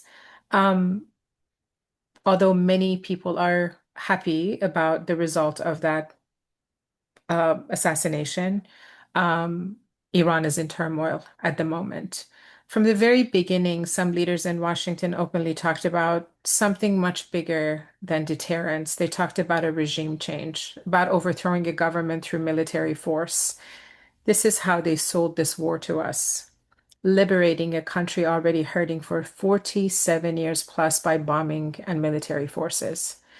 History should make every American and every human being nervous when we hear regime change wars, because we've seen this strategy time and time before. We saw it in Iraq, we saw it in Libya, we saw it in Afghanistan. Each time we were told it would be quick. We were told it would be making the world a safer place from terrorist regimes. Every time we were promised stability. And each time the reality turned out to be far more complicated and far more tragic. Now, just days into the conflict, the narrative has already begun to shift. Now, suddenly the goal is no longer a regime change. Now we're told this war is about deterrence, about protecting allies. Now it's about restoring stability to the region. But when the justification for a war keeps changing, the American people have every right to ask the most basic question of all. What is the actual strategy? Because wars do not unfold in press releases. They unfold in human lives. This number from what we hear is much higher, but already 6 United States service members have been killed. After retaliatory strikes targeted facilities housing American troops in the region, more than 6 families in this country have and will already receive the worst phone calls imaginable. 6 families who will carry that loss for the rest of their lives. And the tragedy is that this number may only be the beginning of casualties. But the human cost of this war is not just limited to Americans. According to multiple reports, more than 1,300 people in Iran have already been killed since the bombing campaign has begun, many of them civilians caught in strikes targeting military infrastructures. And I quote, entire neighborhoods have been damaged, hospitals and schools have been caught in blast radius of attacks. In one strike on a school in the southern city of Minab, more than 100 civilians were reported killed. In Tehran, strikes on fuel depots have left huge sections of the city covered in toxic smoke, forcing families to stay indoors just so that they can breathe safely. This is also contaminating the water they drink in Iran. This is the reality of a modern warfare, not the clean control operation we see in briefing rooms, which again was how this war was sold to the Iranian diaspora overseas. Oh, these military attacks are going to be one-off. We're going to change the regime. Your beloved Reza Pahlavi is going to take over. But nobody really gave us a clear plan as how this was going to happen, especially to a regime that has embedded its tentacles into a system that is so corrupted and mismanaged for 47 plus years. And I don't really need to get into the 1950s history of Mossadegh and overthrowing of one of our only democratic prime ministers. I don't need to do that because I'm speaking to a very smart community here. Cities filled with smoke, families hiding in basements, and children growing up with the sound of air raid sirens overhead is what the reality of Iran looks like right now. I've lived through this before. I've experienced this myself personally as a little girl. Mm.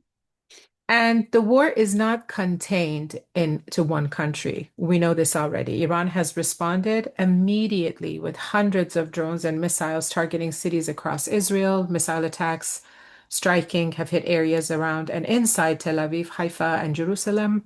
Other attacks have targeted military facilities and infrastructures around the region, bases and strategic sites in Kuwait, Bahrain, Qatar, Saudi Arabia, and the United Arab Emirates have all been affected by the expanding conflict. And this is really no longer a localized confrontation. This rapidly has become a regional war, which is what we warned about over and over and over again. And yet here in the United States, sometimes something else deeply troubling is happening. This war began without a formal declaration of war by Congress, which often happens in the United States of America. The Constitution of the United States is very clear. We know this already. The power to declare war belongs to Congress, not to one president, not to one administration. And how silly that we have to even ask Congress to bomb countries into liberation. That from its root is extremely problematic, right? The systems in place exist already to enforce the Constitution. The War Powers Resolution forces the country to debate the consequences before sending Americans into battlefields. But in this case, the strikes began without a full congressional authorization for war against Iran. No national debate, no comprehensive vote representing the will of the American people. And we know time and time again through polling that Americans are against forever wars because they impact us directly. They hurt our economy. They raise the prices of gas. Inflation is going to be doubled and tripled, and we slowly crumble in the richest country in the history of the world. Just another example of how the war power framework has slowly eroded over the last 20 years, and that failure belongs to both parties. Republican leaders have aggressively pushed for confrontation with Iran for decades. Some Democrats have also enabled a system where presidents, Republican or Democrat, can increasingly wage war without meaningful congressional oversight. Just on the recent Iran War Powers Resolution introduced by Representative Hanieh of California and Thomas Massie of Kentucky, who's a Republican, 4 Democrats in the House voted in support of the Iran war, siding with the Republicans. And I can't even begin to show how terrible it feels to be blindsided by someone like John Fetterman of Pennsylvania, who was the Democratic senator voting in support of the war in Senate. If you have not heard these names, I urge you to please write them down. These four names of the Democrats down. Henry Cuellar, Texas 28, southern part of Texas. Jared Golden, northern Maine, District 02. Greg Landsman, House Representative, Ohio 01, Cincinnati area. Juan Vargas, House Representative, California 52, South San Diego area. Four Democrats who sided with the Trump administration to continue this war. If we believe in democracy, this should concern all of us. My call to action on this call is for you, every single one of you, to contact their offices every single day and remind them of how catastrophic it is for us to lose our sons and daughters and our service members, and that they have the blood of the Iranian dead on their hands. At this point, kindness is no longer an option. We have to get what we want through force, and sometimes that is verbal. Because when decisions about war are made without transparency and accountability, the risks obviously grow enormously, and transparency matters, especially during wartime. Journalists have reported that strict military censorship rules in Israel are limiting what is reported and can show about the damages caused by the Iranian missile strikes in some cities, including parts of Tel Aviv. Whenever any government restricts reporting during wartime anywhere in the world, it makes it harder for citizens to understand what is truly happening on the ground. And democracy depends on citizens having access to the truth. Because without truth, accountability disappears. And without accountability, wars can spiral far beyond the original justification. Right now, as we speak, millions of people across the Middle East are living under the shadow of uncertainty. Air defenses light up the night skies, families wondering whether the next missile will land near their homes, who lives, who dies. Entire cities prepare for the possibility that this conflict could spread even further, and here at home, we as Americans are asking the same questions that we've asked too many times over the past generations. How did we get here? Progressives believe something simple. We do. War should always be the last resort. Diplomacy should always be exhausted before bombs begin to fall. And if our country is going to wage war, the American people deserve honesty about the reasons as to why. They deserve transparency about the risks, and they deserve leaders who remember that the true cost of war is measured not in political points, not in stocks or military briefings, but in human lives. 6 American service members have already paid the ultimate price of Trump's war, Netanyahu's war. Thousands of Iranian families are mourning loved ones. And millions of people across the region are living with the fear that tomorrow could bring another escalation. This is the reality of war. And it is why the American people deserve something better than shifting narratives and political slogans. We deserve the truth. We deserve accountability. And we deserve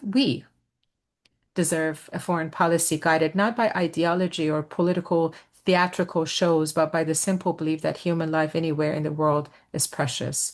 Because strength is not measured by how quickly a nation goes to war. True strength is measured by how seriously we work to prevent war. I will say this, and I will finish with this. Iran is one of the most sanctioned countries in the world.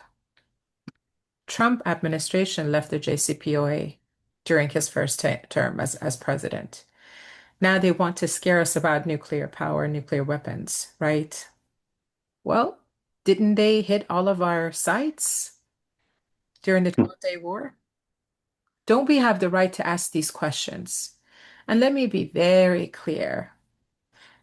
The mismanagement of the Islamic Republic of Iran, and I say this as a Muslim woman, it is an embarrassment to a regime, how much they've mismanaged and how much they've actually toyed with the lives of Iranian people in Iran. But Iranians deserve a democracy, not through bombing, not through their houses being blown up to pieces, not through burying their children underground. It has to be a democracy that is decided by the people of Iran for the people of Iran.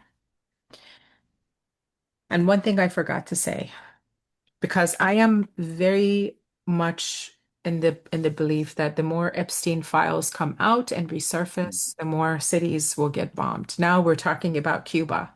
Now we're talking about the president has declared himself the sitting president of Venezuela. This is what a joke this has become, right? It's cringe when I talk about it. My heart also goes during the Women's International Day to the survivors of the Epstein chaos and to the woman that President of the United States has molested over and over and over throughout his career, because men of power often do that. And then they try to distract us by selling a different narrative, which is war. So my heart goes out to them. The one thing I want to leave this 225 people on this call is this: do not leave this call feeling like you are defeated. We have a long way to go. Nobody knows when this war is going to end. Call those four Congress members, contact Fetterman's office every single day like your life depends on it. And let's start organizing to defeat the $50 billion that is being proposed to be spent on this war that is chaotic, that is only going to cost us our sons and daughters' lives and more children dying in Iran. They do not deserve it. They didn't deserve sanctions. They don't deserve to be blown up by Israeli bombs or American bombs. And look, if you've always been on both sides, well, we don't know how to feel because, there's no both sides anymore. We know who's wrong here. Thank you, Hanieh. Earlier in the call when Donna spoke extemporaneously, in the short segment that Donna speaks on every week on these calls, it was very, very eloquent, very focused, and I thought it could be isolated as effectively a presentation. What you just gave, I think we should definitely do that with, and also if there's any transcript to go along with it, we should try to get that circulated as quickly as possible. And one thing I do, we talk about the Greater Middle East Alliance chapter needing to grow in this time. I know that we're raising money and funds for Progressive Democrats of America right now as a whole, but again, our chapter also needs the funds to be able to grow and do the work that we need to do. So I do urge everyone to please visit our website. I'm more than happy to share our Act Blue as well, and if Mike can do that for PDA Greater Middle East Alliances. The one thing I will say is I will follow up with some call to actions via email for us regarding Iran in the days to come. Okay, actually, if you can do this, just if you do have access both to that link, but also to a contact link for the so that you can have a group of people to contact us now. Because as I said at the top of the call, one of the things I hope happens in this next week is the development of more of a coherent national anti-war movement. We really need to see this. We're obviously in a terribly destructive and horrible war that is, as you said, of ours and Israel's making. There's no sequence of events that can be interpreted to say that Iran started this war. That is simply untrue, and it is unfolding horribly, devastatingly. If people don't know as well, the Trump administration vaguely backed off of, whereas Netanyahu has not, the idea of regime change in some of their messaging in the past few days. Well, now with the announcement that the new supreme leader of Iran is Khamenei's son, the Trump administration has declared that unacceptable. So in other words, they were hoping for a Delcy Rodriguez, as it were, in Iran. In fact, I think Trump said as much, exactly that. In fact, that has not happened.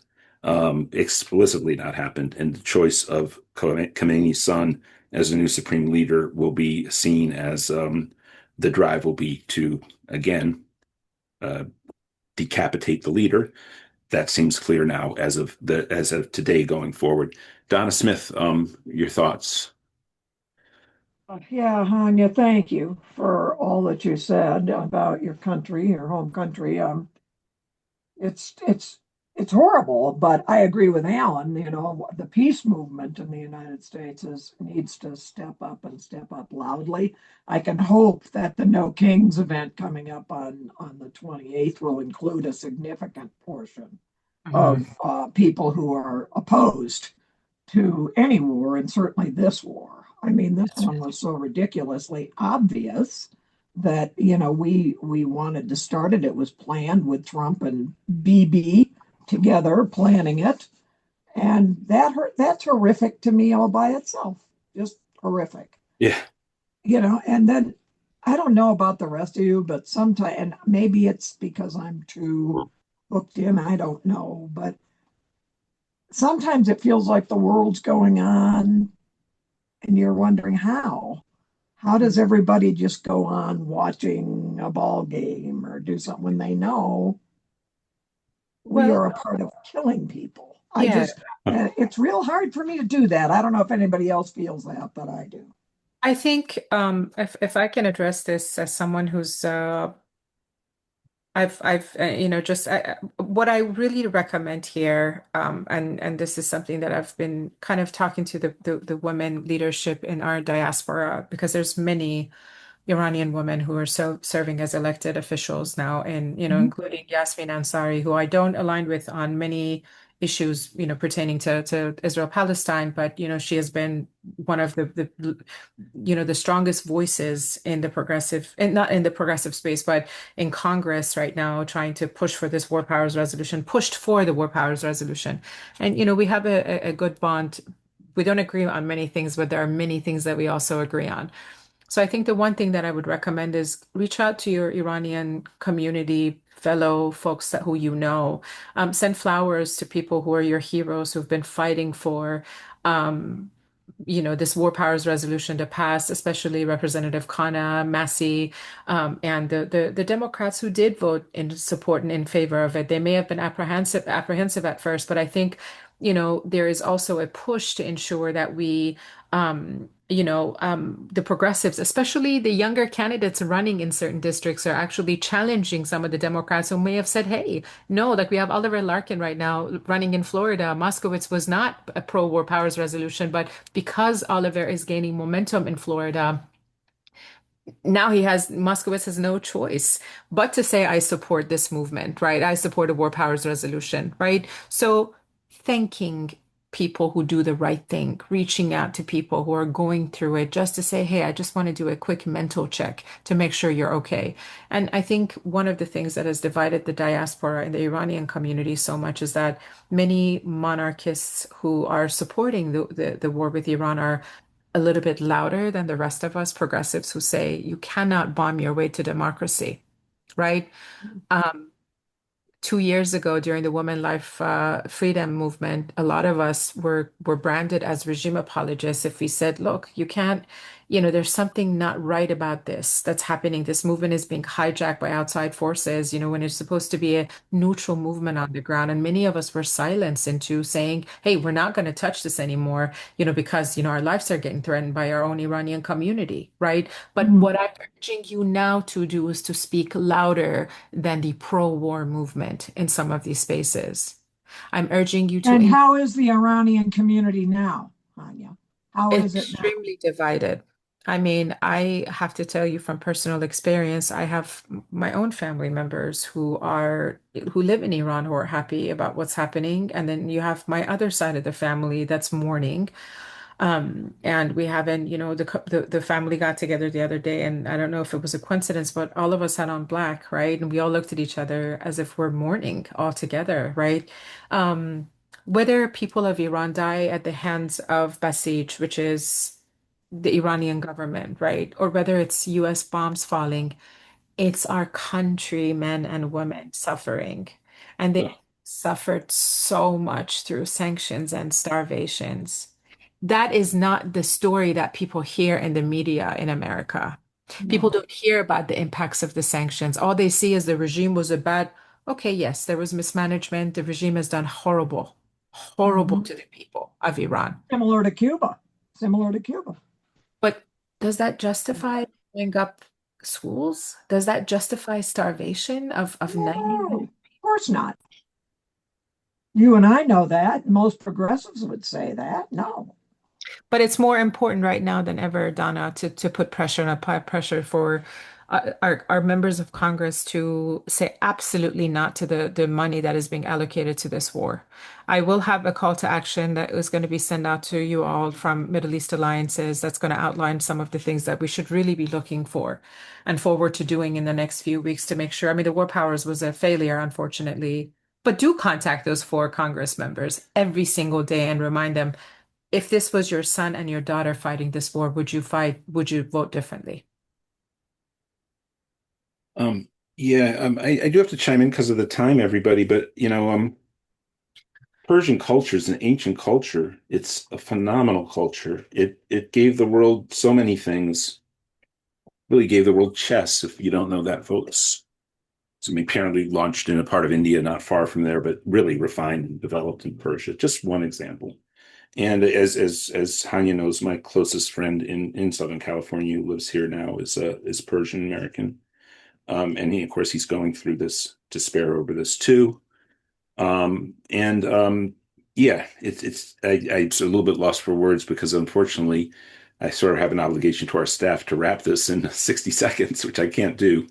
But everything that Hanieh has said, and again, I'll be talking with Hanieh within 24 about how PDA-GMEA the role that we would have the capacity to play, and the PDA has. I certainly will bring this up on call upon call in the next few days about the necessity of growing a peace movement in America. And there are certainly people who might be pro-war in our country, but my word, Donna, I don't think I've ever been in an American launch war situation, which has been so disapproved of by the general population as this one is. So, but there is, of course, this one was really, yeah. I mean, even Took though us he all by surprise. threatens, yeah, this one was like so. Well, there does seem to be some evidence that maybe even Trump himself wants to find a way to, again, make this more like the 12-day war. He obviously sees his whole Nobel Peace Prize thing just seeing and becoming one of them, again, an equally glaring and absurd contradiction about Donald Trump as anything else, and that's thrown away, and he's harped on that for the longest time. Oh, Okay, don't rule it out. We do dumber things in this world. Well, yeah, I think hopefully the Nobel people will have more. Well, the Nobel people, I know, but if it's not who gets them from. Right, but I think today's events and also Netanyahu's intransigence on pulling back from regime change, which is an absurd. I mean, you look at Iran. If you know anything about Iranian society now, I mean, you need some, organic. Yes, there have been protest movements, but they have not been allowed to consolidate into any institutional form. So exactly how that would be achieved, apparently from what you hear from people who have insight into the Israeli thinking is they don't want that. They want it to blow up into 6 countries. And, we see how inhumane the strategies of the, Israeli inner circle are when you just look at the state of the infrastructure of Gaza and the death in Gaza. But hey, International Women's Day, there's so many things to say about that too, and we're out of time.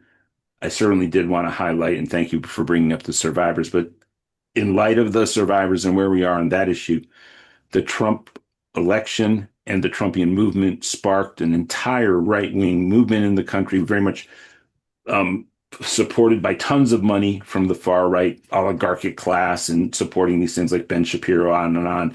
But it has been core misogynistic from its launch in every way, shape, and form. And we are in a huge, I think we can see maybe the society realizing that they don't want to participate in this backlash against women being equal voices in our society. But nonetheless, there was this huge backlash constructed as a backlash against Me Too, against wokeness, that was a big component of a lot of younger men supporting the Trump movement. And we have to push back about that in a way that we have to unequivocally support women and be in solidarity with women across society in every way, shape, and form. And of course, this is playing out in a very high profile way about justice for the survivors in the Epstein case. So I did want to get that in. On Iran, I know I had some other thing to add, but of course I know what it is. Before we close out, Moji, please, when we go to family time, Moji can be at the top of the stack. But just on cue, Hanieh mentioned Juan Vargas is one of the 4 Democrats, and we do actually have a person. I have to admit, this is a long-time associate and friend of mine. If we can, Francis, if you're still with us, if you want to raise your hand. And the reason Francis is right on cue is before this vote from Juan Vargas, she had launched a campaign to challenge him in the district. So, Yasmin, Francis, if you can just say quickly. Yeah, are you able to camera on too? Awesome. You're on. We can hear you. Okay. Okay, well, hey, Francis here. I'm actually down at the Otay Mesa Detention Center / concentration camp at our weekly protest. That's why I was sort of eager to speak and just wanted to make sure I caught y'all. I challenged, assuming 40 signatures that I got and turned in on Friday are valid, I will be on the ballot against Juan Vargas. I'm running on a campaign platform that is climate action, peace action, and a fair economy. Fair economy stands for a feminist, anti-racist, regenerative economy. I'm excited to say that people down here in the 52nd are really pissed at the incumbent. They saw that vote and they are mad. I have been getting great support since launching Thursday. FYM2026.com will be active in a few days, and I look forward to getting your support and endorsement. Well, one follow-up question, but very quickly, and then we're going to have to wrap this. Thank everybody and wrap this. But Francis, I know there was a crazy, quirky deadline in California. It was March 6th. Because of the redistricting, it was March 6th, but it was March 11th if the incumbent dropped out. So you got the signatures in. Do you know if there are any other Democratic challengers to Vargas? There does appear to be, assuming he got his signatures back in, but on Thursday at the registrar, I ended up meeting a Republican that's jumping into the race. It's going to be hilarious because he was a former lobbyist who then went up to win a seat for $3.5 million in Contra Costa County, a school board race. And now suddenly he's here trying to run in this race. And because there are a good number of Republicans in the district, he does, have a chance of splitting the vote. I today at the Chula Vista Farmers Market, I got a disabled Republican veteran to join my list because after talking to him and telling him, hey, I'm a Democrat, but I'm not going to be voting party line.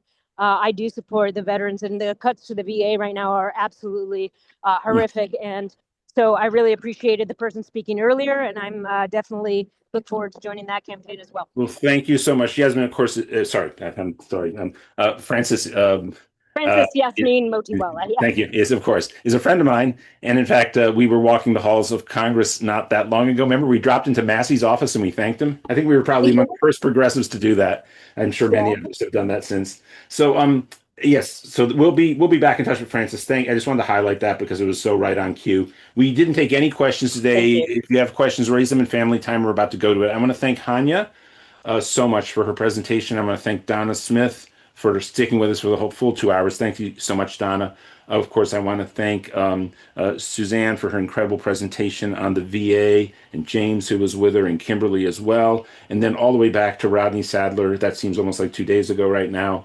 But thank you again for it's International Women's Day. Let's go out and let's celebrate the women in our lives and the women around the world and be in solidarity with them fully, folks. Let's encourage women's leadership in politics and across society, and just empowerment for women everywhere. So solidarity and love to all the women in our lives. And we will be back next week with another PDA town hall. We have some exciting guests coming up. Hopefully in 2 weeks, we'll actually have Graham Plattner on. We'll have Cori Bush on soon.